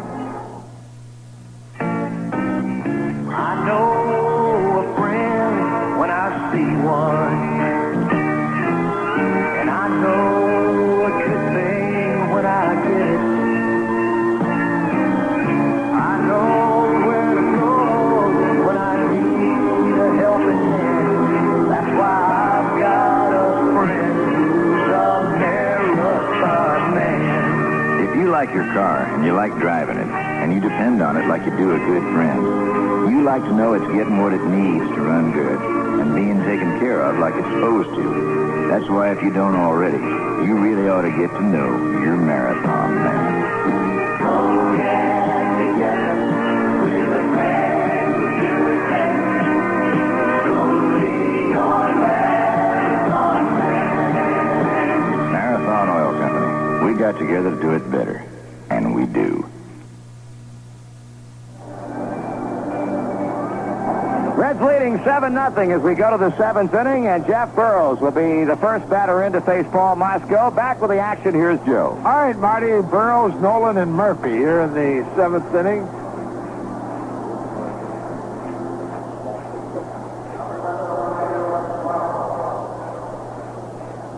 Jeff Burroughs 0 for 1 this afternoon. Jeff walked in the first inning, grounded to Concepcion in the 4th. Dave making a fine play, going far to his left to field the ground ball until Burroughs out by a half step at first. Reds leading 7-0. Paul Moscow has given the Braves 3 hits, has struck out 4, delivers to Burroughs a fastball in the outside corner, a called strike. The 0-1. Going outside, the count evens, a ball, a strike. Reds win would move us back within a half game of the Giants. They lost this afternoon 6-5 to the Astros. Moscow's curveball is low and outside, and the count goes 2 balls, 1 strike.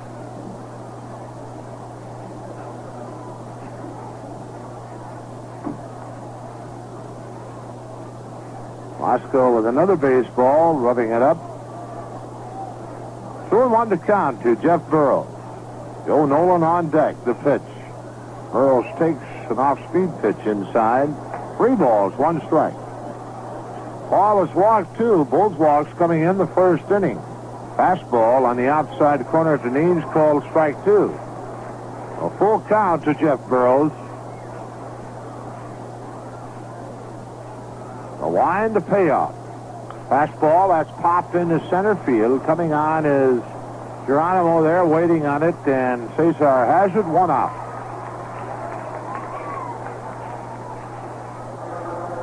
One down, and that'll bring the catcher Joe Nolan to the plate. Nolan 0 for 2 has struck out and a fly ball to right center in his 2 times up.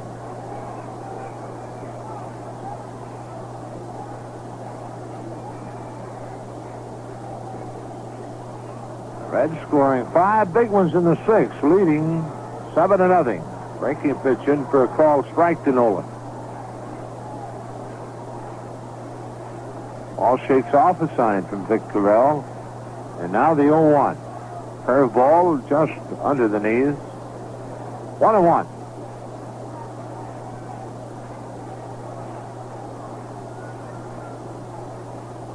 The 1-1 delivery swung on. That's bounced to Dreesen. Danny backhands, waves Moscow away, and takes it himself for out number 2.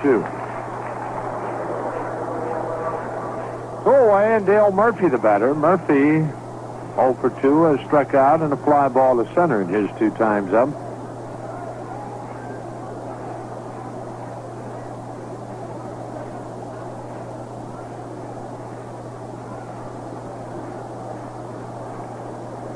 Outfield plays Murphy straight away. Moscow to the plate. That's swung on and chopped foul over to the Atlanta dugout.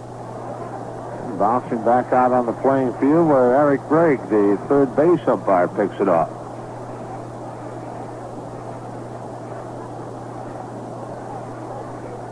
On 1 to count. Spanky out at second base, enjoying his chew, relaxing. Swinging a foul on a fastball. 0-2. Banks looks like he's looking for four-leaf clovers out there. Will not find any here.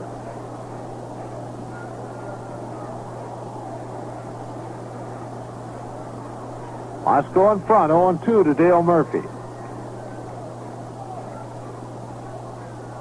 Murphy steps away from the plate, now back in.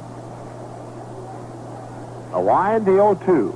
Fastball, strike three call, and Murphy knew it.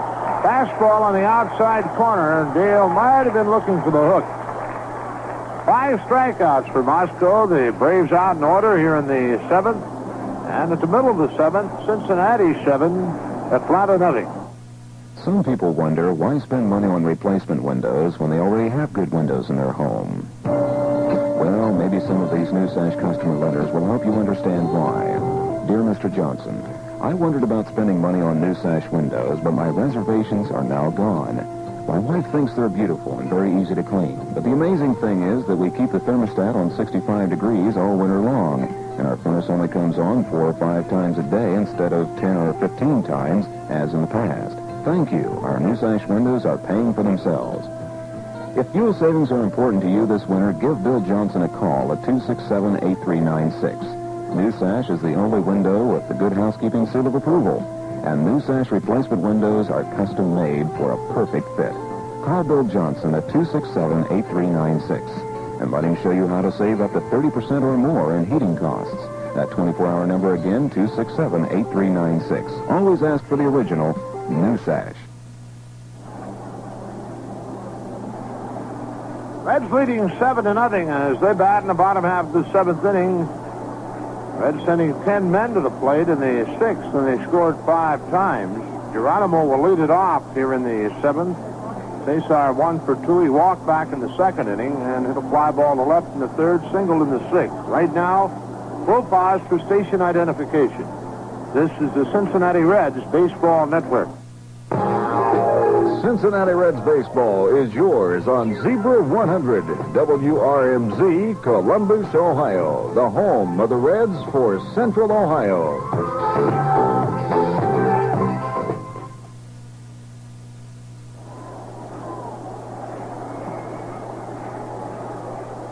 All right, Cesar Geronimo to lead it off against Greg Skoke.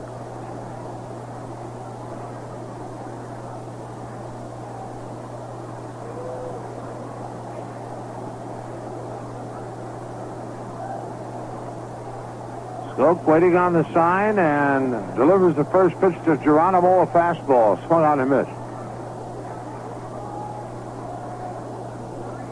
Cesar hitting .234, 5 home runs, 26 RBIs. Skoke back to the plate, swung on and missed, and the same pitch. 0-2. Vic Carell on deck, and then it'll be Paul Moscow. Skoke winds and delivers. That swung on and popped into center field, where Roland Office is there waiting, more to right center. One away, and Vic Carell steps in. Carell, a bunt single in the 6th inning, pushing one first base side. Murphy, thinking the squeeze was on, fielded and came up to throw to the plate, but nothing going on, and Vic hustling down the line was able to hit it for a base hit. He takes a strike from Skoke.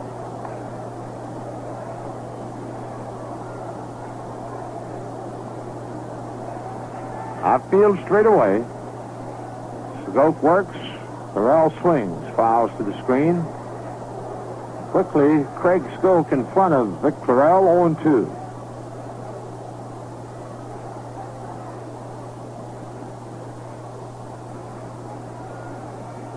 Tomorrow night in San Diego, Randy Jones for the Padres, and Mike Lacoste will go to the mound for the Reds.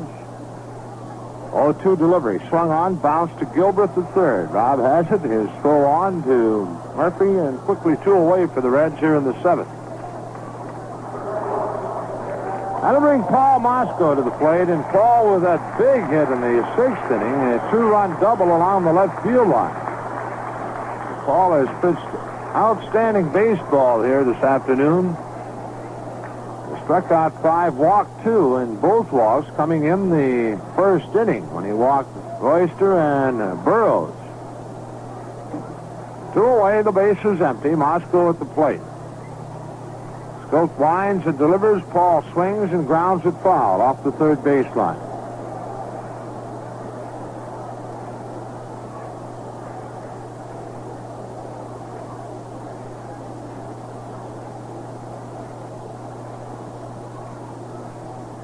Scope has the sign from Nolan, the pitch.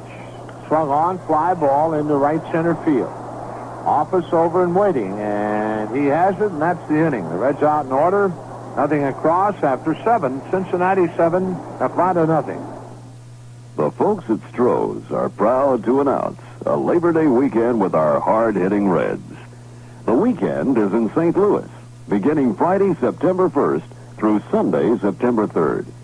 Now, this baseball extravaganza includes hotel accommodations for 2 nights, delicious meals, and reserved seats at the stadium for 3 big games with our Reds against the Cardinals. Round-trip transportation is also included.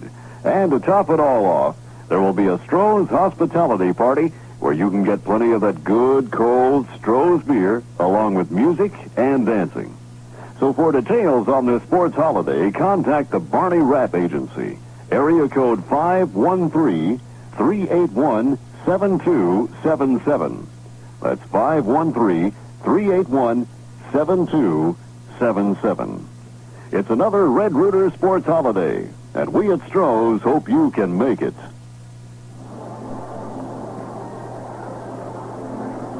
Seven-inning totals show Atlanta no runs, 3 hits, an error. The Reds 7 runs, 8 hits, and no errors. For the Braves, it'll be Rod Gilbert to lead it off in the 8th inning, and back bringing the action, Marty Brenneman. Okay, Joe, Paul Moscow has allowed the Braves only 3 base hits, and Reds offense has put 7 big ones on the board. We've got Chopper Campbell throwing down in the Atlanta bullpen, and we would certainly expect to see Bobby Cox send up a pinch hitter for Craig Skoke following Gilbert and Ruiz. Gilbert has had a hit, an infield base hit to third base, and looked at a call, 3rd strike. Pitch to him is swung on and bounced to short. Davey has it on the 2nd hop, and he shoots him down. We'll bring up Ruiz. He's lined to left field and fly to left, and both times he's hit the ball well. In the 5th inning, he launched one to deep left center field. Foster made the catch on it.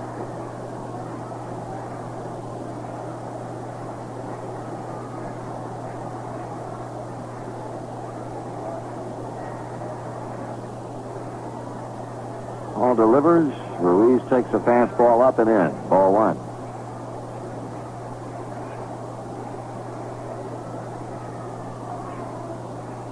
Swung on and popped up. That'll be out of play. Carell starts back toward the screen. Ball drops into the seats. 1-1.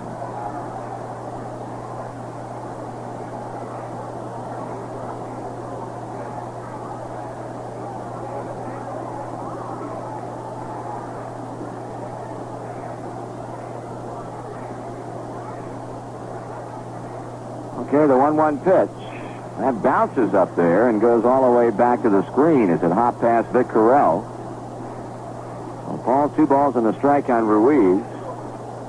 With the pitcher, Craig Skoke, due up next, but we've got Bob Beal, a left-handed batter, in the on-deck circle. Swung on and topped up, maybe a play back of the plate. Here comes Carell to the screen, looking, waiting, got it. 2 out.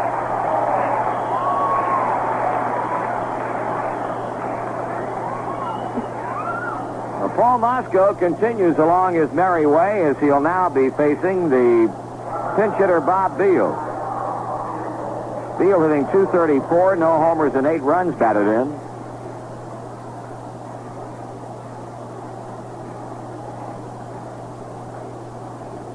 Guy did a good job against us in Atlanta last week. He had a couple of pinch hits.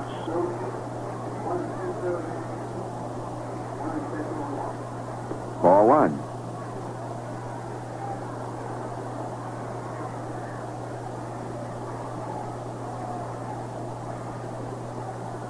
Swung on and drilled to right field. Ken Griffey makes a catch, and that's it for the Braves. They are out in order. The fourth time tonight that Paul Mosco has set them down 1-2-3, and at the end of 7.5, Reds 7, and the Braves nothing. Enter the Big Con Cincinnati Red Sweepstakes. Over 1,800 prizes. 5 weekly sweepstakes. Random drawings are made each week to award 363 prizes. Enter every week to increase your chances to win. Prizes include 15 Reds fun-filled weekends in Cincinnati with motel accommodations, meals, and tickets to Reds games. Other prizes, 50 Dave Concepcion baseball gloves, 250 Cincinnati Reds t-shirts, 500 official National League baseballs, and 1,000 Cincinnati Reds baseball tickets. Get an official entry blank with full details at your favorite food store, or mail your entry on a 4x6-inch piece of paper or a postcard to Cons, Post Office Box 25068, Cincinnati, Ohio 45225. No purchase necessary. Each entry must be mailed separately and accompanied by the rose from any Cons product or reasonable facsimile. Enter now. Sweepstakes ends August 26th. Remember, over 1,800 prizes from Cons, home of the wiener the world awaited. We're in the bottom of the 8th inning, and the new pitcher on the mound now for Atlanta is right-hander Dave Chopper Campbell. They put a big special Reds welcome on the message board to Magretta Bear, Doug Bear's grandmother from Melrose, Ohio. Doug's grandmom seeing her first major league game today. Campbell with a record of 2 wins and 4 wins and 2 losses and a .475 earned run average. His 41st appearance of the season, all in relief. Pete Rose without a hit and 2 official trips up, although Pete has walked twice and has scored 2 times, bringing his league-leading run score total to 78. Here's a pitch from Campbell, and Pete drills it to left center field. Burrows and Office converging, and Roland Office makes the catch.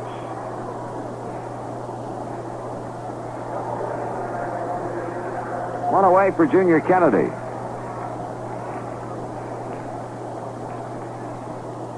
Junior has walked twice and bounced to second twice, has a run batted in. Reds lead them 7-0. Kennedy fouls it off first. 9th inning for Atlanta will be Royster, Office, and Matthews. Paul Mosco sitting comfortably down in the Reds dugout, no doubt feeling he's got a sure 3rd win of the year in hand and will be going all out to get that shutout. Here's a ground ball in the hole at shortstop, backhanded by Royster. He comes up throwing, not in time. Base hit.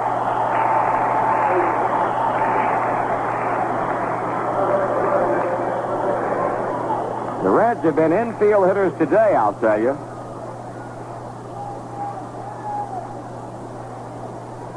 They've had 9 hits in the game, and 4 of them have been infield base hits.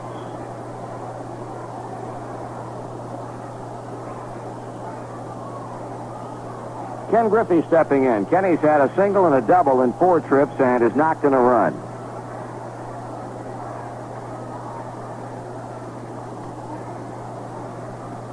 Campbell stretches, checks Kennedy, pitches. Griffey swings, line drive, left center field. On his horse is Burrows. He'll not be able to get that one. Here comes Kennedy, around third and out of the plate. And he is in with the 8th Cincinnati run. Rubber double for Ken Griffey.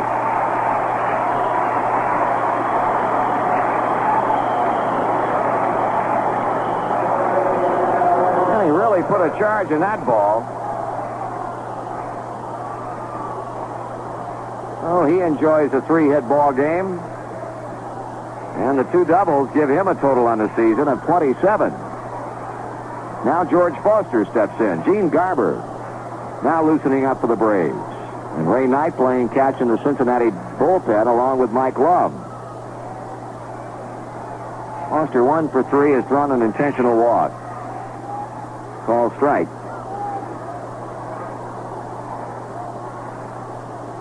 Well, the Braves won the first 2 games of this series, but this one has been all Cincinnati. Way inside. 1 ball, 1 strike.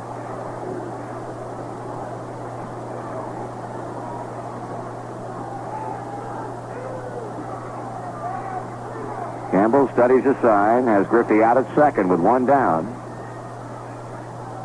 And is low with a fastball. Foster out ahead of 2-1. Now the Gray Knight and Mike Love have loosened up. Rick Auerbach's going to go down. Well, we may see a number of changes defensively when the Reds take the field in the top of the ninth. 2-1 on Foster. Campbell steps back off the pitching rubber after coming set. Well, George with an RBI today is 84th. Jack Clark had a couple. In the loss to Houston, he has 80. And Foster can pick up one right here. Meeting between the catcher and pitcher, breaking up.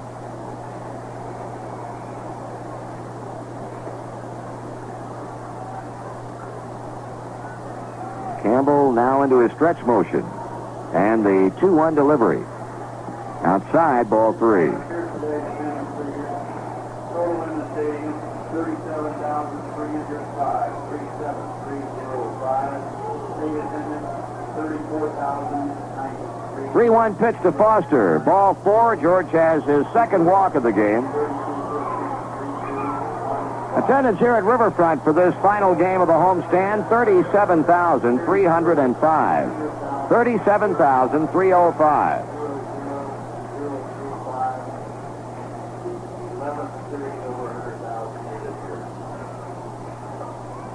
The series drawing better than 100,000, and the third series, the 11th series this season in which the Reds have drawn over 100,000 people. Oh, with one out and a run in, Danny Dreesen at the plate. He has doubled and had a sacrifice fly, 1 for 3 officially. Curveball in on him for ball 1. Well, we had 39,254 Monday night, 38,427 last night, and 37,305 for this one. Dave Campbell having trouble throwing strikes. He falls behind ball 2 to Dreesen. Red's got 2 in the third. A big 5-run 6th inning, and 1 has crossed the plate here in the 8th. 8-0 lead. Griffey and Foster the base runners. Dreesen takes the slow curve for a strike. It's 2-1.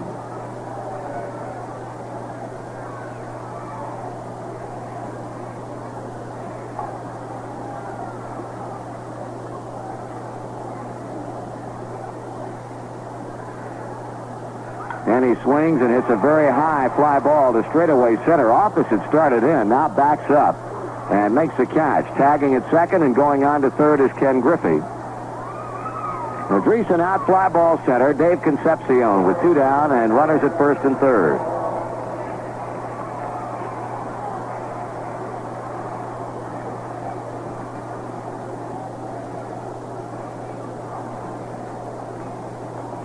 Davey has bounced to the box, walked, had an infield single, and grounded to third. He was up 2 times in that 5-run 6th inning. Started it off with an infield hit to third and closed it out with a ground ball to third. Call strike. Campbell, the 4th Atlanta pitcher. Tommy Boggs started. He's a pitcher of record. He worked 2 1/3. Jamie Easterly 3 innings. Craig Skoke an inning and 2/3.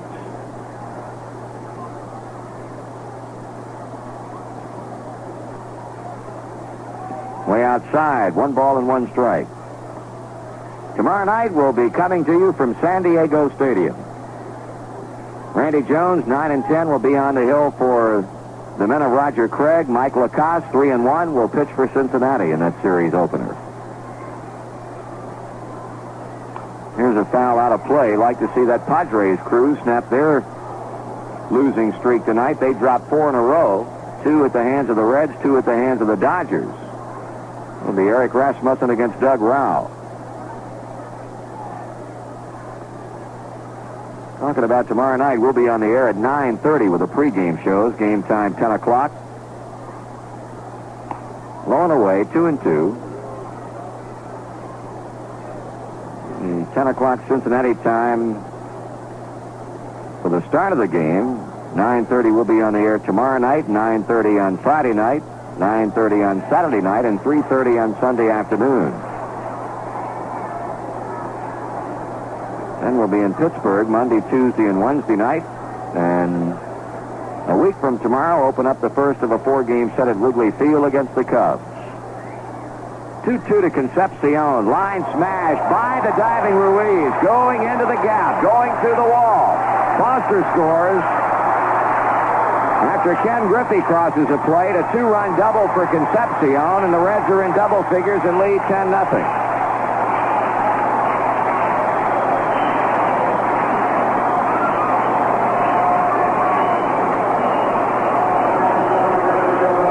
A whistling line drive to the right of Chico Ruiz. He dove and came up with nothing, and the ball went all the way to the wall. So the Reds are wailing away here in the 8th inning on Chopper Campbell.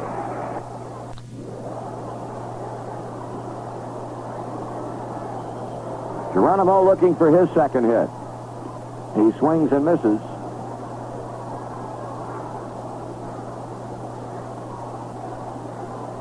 David picking up his 26th two-base hit of the year, and he now has 51 RBIs. 1 ball and 1 strike.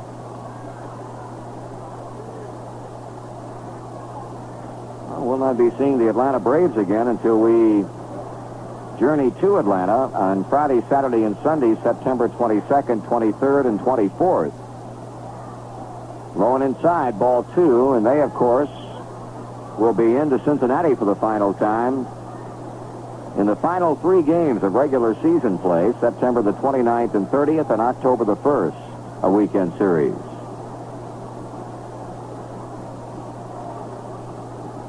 Three runs are home here in the 8th. Concepcion out at second base. Geronimo takes it high, and the count is 3-1.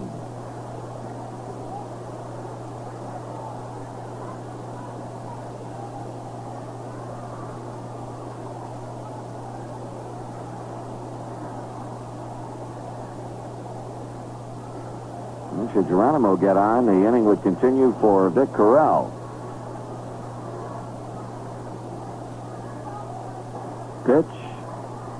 Swung on and fouled away. That'll drop behind the Atlanta dugout.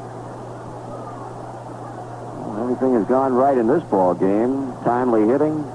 Outstanding pitching from Paul Mosco. And boy, when you think about the beginning of an 11-game road trip such as we embark on tomorrow night, you like to get that good, strong starting pitching, which the Reds have gotten today, to give that bullpen a rest. 3-2 the count on the Chief.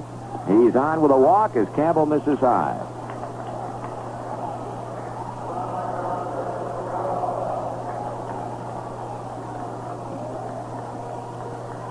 Well, Vic Corral becomes the 8th man in the inning. Vic is 1 for 4, had an infield bunt single in the 6th inning.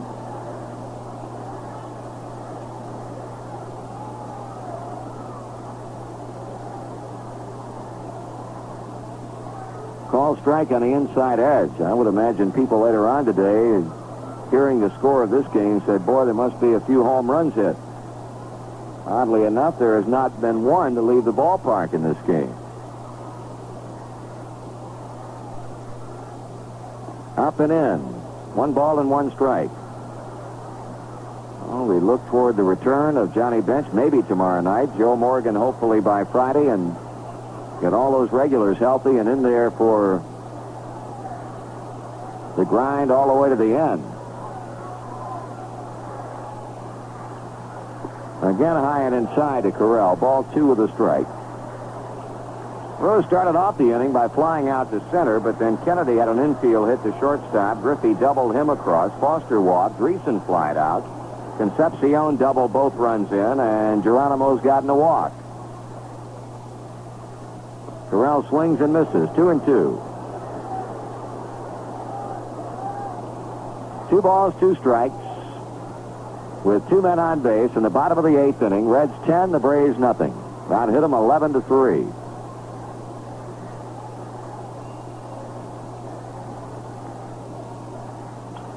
That's a broken bat, one hopper back to the box. Campbell throws to Murphy, and the 8th is history. But the Reds get 3 runs on 3 base hits, 2 men left on, and through 8 full. Cincinnati 10, Atlanta nothing. Man, I love to drive on the open road and listen to that old night wind blow. Chewing Red Fox, it sure does ease my mind. Riding this ribbon on through the dark. No place to stop, no place to park. Me and Red Fox chewing tobacco, making up lost time. The Red Fox folks know what they're doing when it comes to making tobacco for chewing. For relaxation, man, it's one of a kind. It's moist and soft and mild for sure. The flavor's fresh, the taste is pure. It settles you down and helps a man unwind.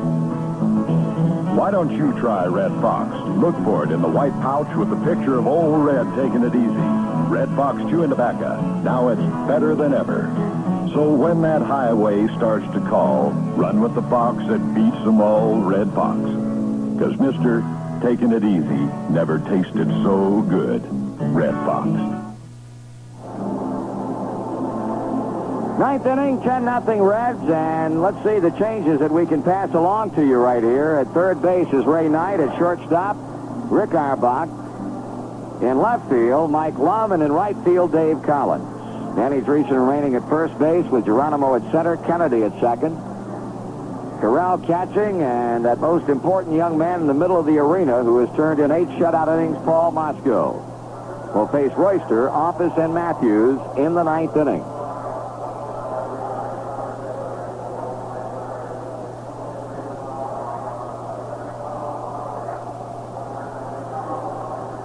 Reds pitchers have thrown 6 shutouts this season. Mosco has been a part of 1, and that was in relief of Bill Bonham back in Philadelphia earlier this season when he pitched 2 1/3 innings of perfect relief ball.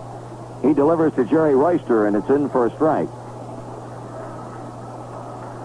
And only one other shutout thrown by a Cincinnati pitcher from start to finish.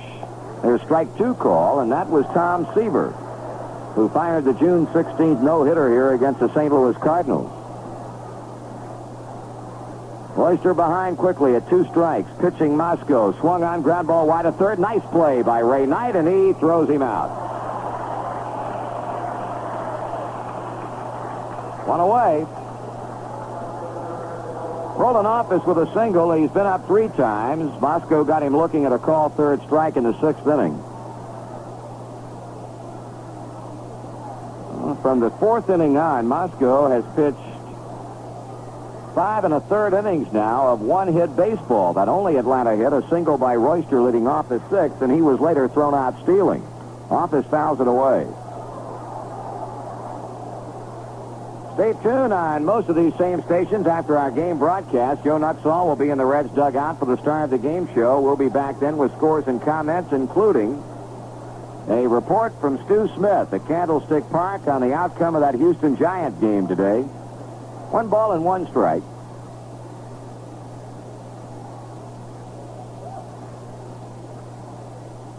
Swing and a miss on a good breaking ball, and that's been a real money pitch for Paul.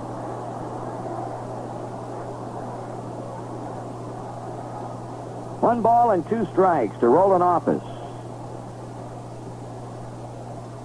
Mosco sights a sign and sends in the pitch. And here's a fly ball hit down the left field line, heading toward the seats in foul territory and dropping out of play. Knight, Auerbach, Lum, all converging on a ball that ended up about 3 rows back.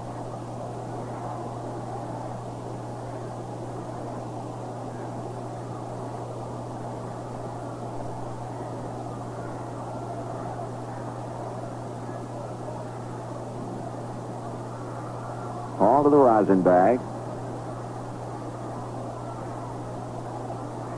Office back in the batter's box. And the pitch. Just low, 2-2.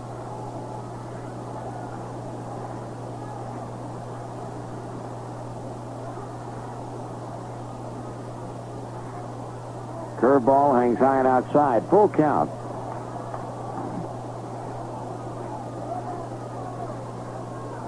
Paul has not walked a batter since the first inning, and he will not walk office, but the ball hit back in the deep left field. Mike Lum draws a beat on it and makes the catch on the warning track. 2 out. Oh, with 2 down and nothing going on. Gary Matthews at the plate for the Braves. He's flying to center, hit into a double play, and skied to right.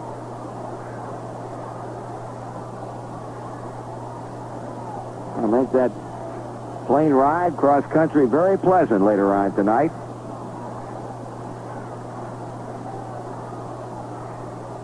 Two away, and now with Moscow taking too much time to suit Gary, he steps out. Now the pitch. Ground ball to third. Knight has it. Throw to first. Doug, no. Dreesen could not handle the low throw, and Ray Knight charged with a throwing error. Boy, Ray has been charged with a number of throwing errors this season. That's his 6th error, and I would imagine maybe 4 of them have been of the throwing variety. He had all the time in the world to get Matthews and simply threw it in the dirt.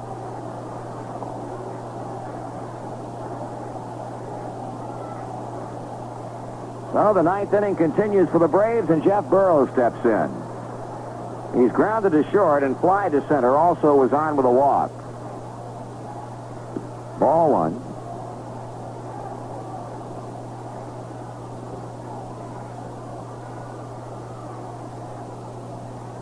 Swung on and fouled back upstairs. 1 ball and 1 strike. That's the first error charged against the Reds in the game. The Braves have had 1 error against Chico Ruiz on Griffey's grounder in the first inning.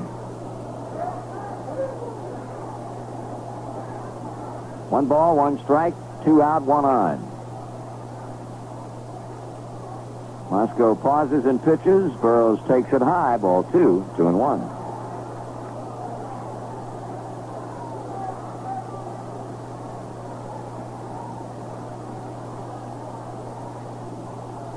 Burrows hits a smash by Ray Knight down the left field line. Gary Matthews takes a turn. He comes on to third base.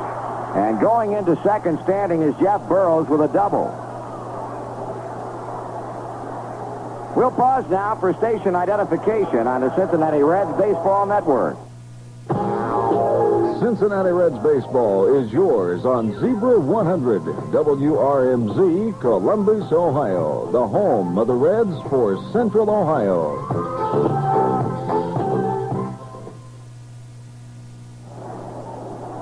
Braves are sending a runner out, Barry Bonnell, to second base to take over for Jeff Burrows. Well, Paul Moscow having to face still another batter, and it's Joe Nolan. Runners at second and third, 2 away. Left-handed batting Atlanta catcher. Swings and bounces one by the mound. There's Kennedy. He throws to first, and this one belongs to the Reds. In the 9th inning, Atlanta with no runs on a hit, 1 error, and 2 left. Paul Moscow firing a 4-hit shutout at the Atlanta Braves as the Reds reign supreme 10-0. We'll be back in just a moment. The time is right, the feeling's coming through. Real beer lovers know only one beer will do. Stroh for the real beer lover. Stroh tastes like no other. Stroh for the real beer lover. Everyone knows it's the beer lover's beer. Family food for over 200 years. Real beer lovers say they go out of their way for a Stroh. Stroh for the real beer lover. Stroh tastes like no other. Stroh for the real beer lover. From one beer lover to another Stroh. The Stroh Brewery Company, Detroit, Michigan. Well, thanks to the pitching and hitting of Paul Moscow, the Reds climbed within a half game of the San Francisco Giants, posting a 10-0 victory over the Braves in this game. 10 runs, 11 hits, an error with 10 stranded for Cincinnati, while the Braves had no runs on a scant 4 hits, 1 error, and 6 men left on. Moscow going the distance for the first time this season, and this is 17th start, firing a 4-hit shutout to raise his record to 3 wins and 2 losses, and also contributed at the plate with a 2-run double in the 6th inning, a frame that saw the Reds send 10 batters to the plate and scoring 5 times to break the game wide open. Right-hander Tommy Boggs, the Atlanta starter, was able to go only 2 1/3 innings before turning it over to Jamie Easterly, and Boggs is sidled with his 8th loss in 10 decisions. Stay tuned. We'll be back with more from Riverfront Stadium in just a moment. When your car needs an oil change, chances are what you say is change the oil, which is all you need to say unless you want to make a change for the better. Namely, new Ultra D motor oil from Marathon. Marathon's new Ultra D motor oil is a special blend of natural and synthetic ingredients that's really different from conventional blends. A special blend that means improved engine protection for you under all kinds of weather and driving conditions. New Ultra D motor oil has special anti-wear additives to protect the critical parts of your engine, longer than conventionally blended multi-grade oils, up to 15,000 miles. Better motor oil means a better running engine every time you drive your car, wherever you drive. Make a change for the better with new Ultra D. A change for the better from the people who do it better. Marathon Oil Company.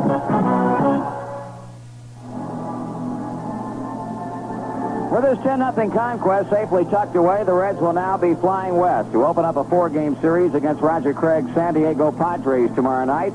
In the 10 o'clock beginning, it'll be left-hander Randy Jones on the mound for the Padres. He will bring into the contest a record of 9-10, and the Reds will go with a young man who has pitched extremely well since being called up from Indianapolis. Right-handed rookie Mike Lacoste. He'll be going after his 4th victory of the season. We'll be on the air tomorrow night with the pregame shows on most of these same stations, beginning at 9:30 Cincinnati time. This copyrighted broadcast is presented by authority of Cincinnati Reds Incorporated and is intended solely for the private non-commercial use of our audience. Any publication, reproduction, retransmission, or other use of the descriptions and accounts of this game without the express written consent of Cincinnati Reds Incorporated is prohibited. Now on most of these same stations, stay tuned for Joe Nuxall with the star of the game show. Again, the final score, Reds 10, Braves nothing. The Reds on Radio with Marty Brenneman and Joe Nuxall.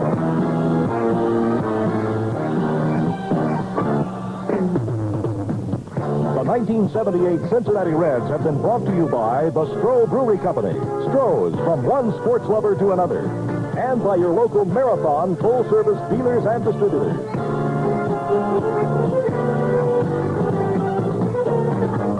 Also by Grange Mutual, your partners in protection. PK Industries, the Newsflash distributors for Central Ohio. Crawford Nichols, the heating and cooling experts, and the WRMZ Sports Department.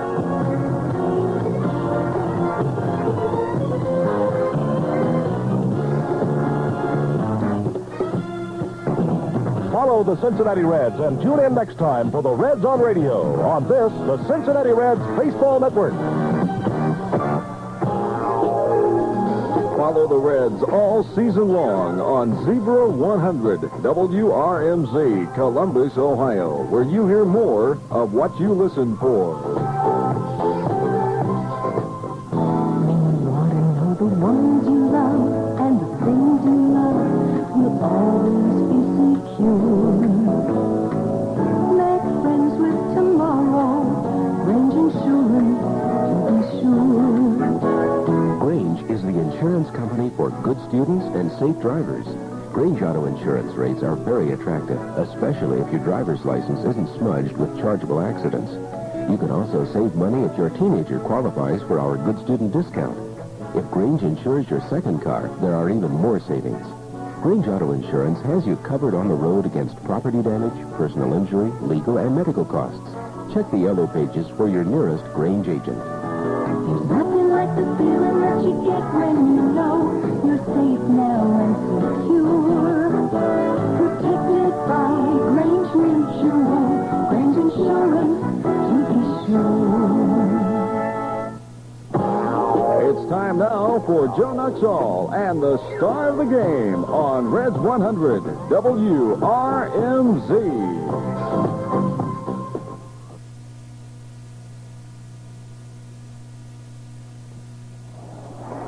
We're back in the dugout here at Riverfront, where the Reds have won the final of the three-game series from the Atlanta Braves this afternoon by a score of 10-0 behind Paul Mosco's four-hit shutout. And that's the second complete game shutout on the Cincinnati staff this year. And, of course, the other, Tom Seaver's no-hitter. But Paul, and picking up his third win of the year and his first shutout of the year, also a big hit in that 5-run sixth inning. And that was a 2-run double. And Paul Mosco, our star of the game, will be back with a tired Paul Mosco after this word. For car transportation, we're the greatest in the nation. Our prices are laughingly low. Check their prices, then check our prices. Theirs are high and ours are below. If you're ready for a new one, get a red one or a blue one, because our prices are laughingly low. It's so easy. You'll think that we're crazy. Get the keys, then get to let go. When you buy a used car from Dave Smith Ford, you'll be laughing while you're dealing. At Dave Smith, it's so much fun buying from us, you may want to buy 3 or 4 of our fine used cars. Dave Smith Ford has so many used cars to choose from, you'll have a laughing good time just looking around. See us at Dave Smith Ford, where the used cars are great, the savings are high, and the prices are laughingly low. Come on in, have a good time on us. Dave Smith Ford, 10 minutes east of Columbus. If we can't save you money, we'll buy you 2 steak dinners. Our prices are laughingly low. It's so easy. You'll think that we're crazy. Get the keys, then get to let go. Dave Smith Ford.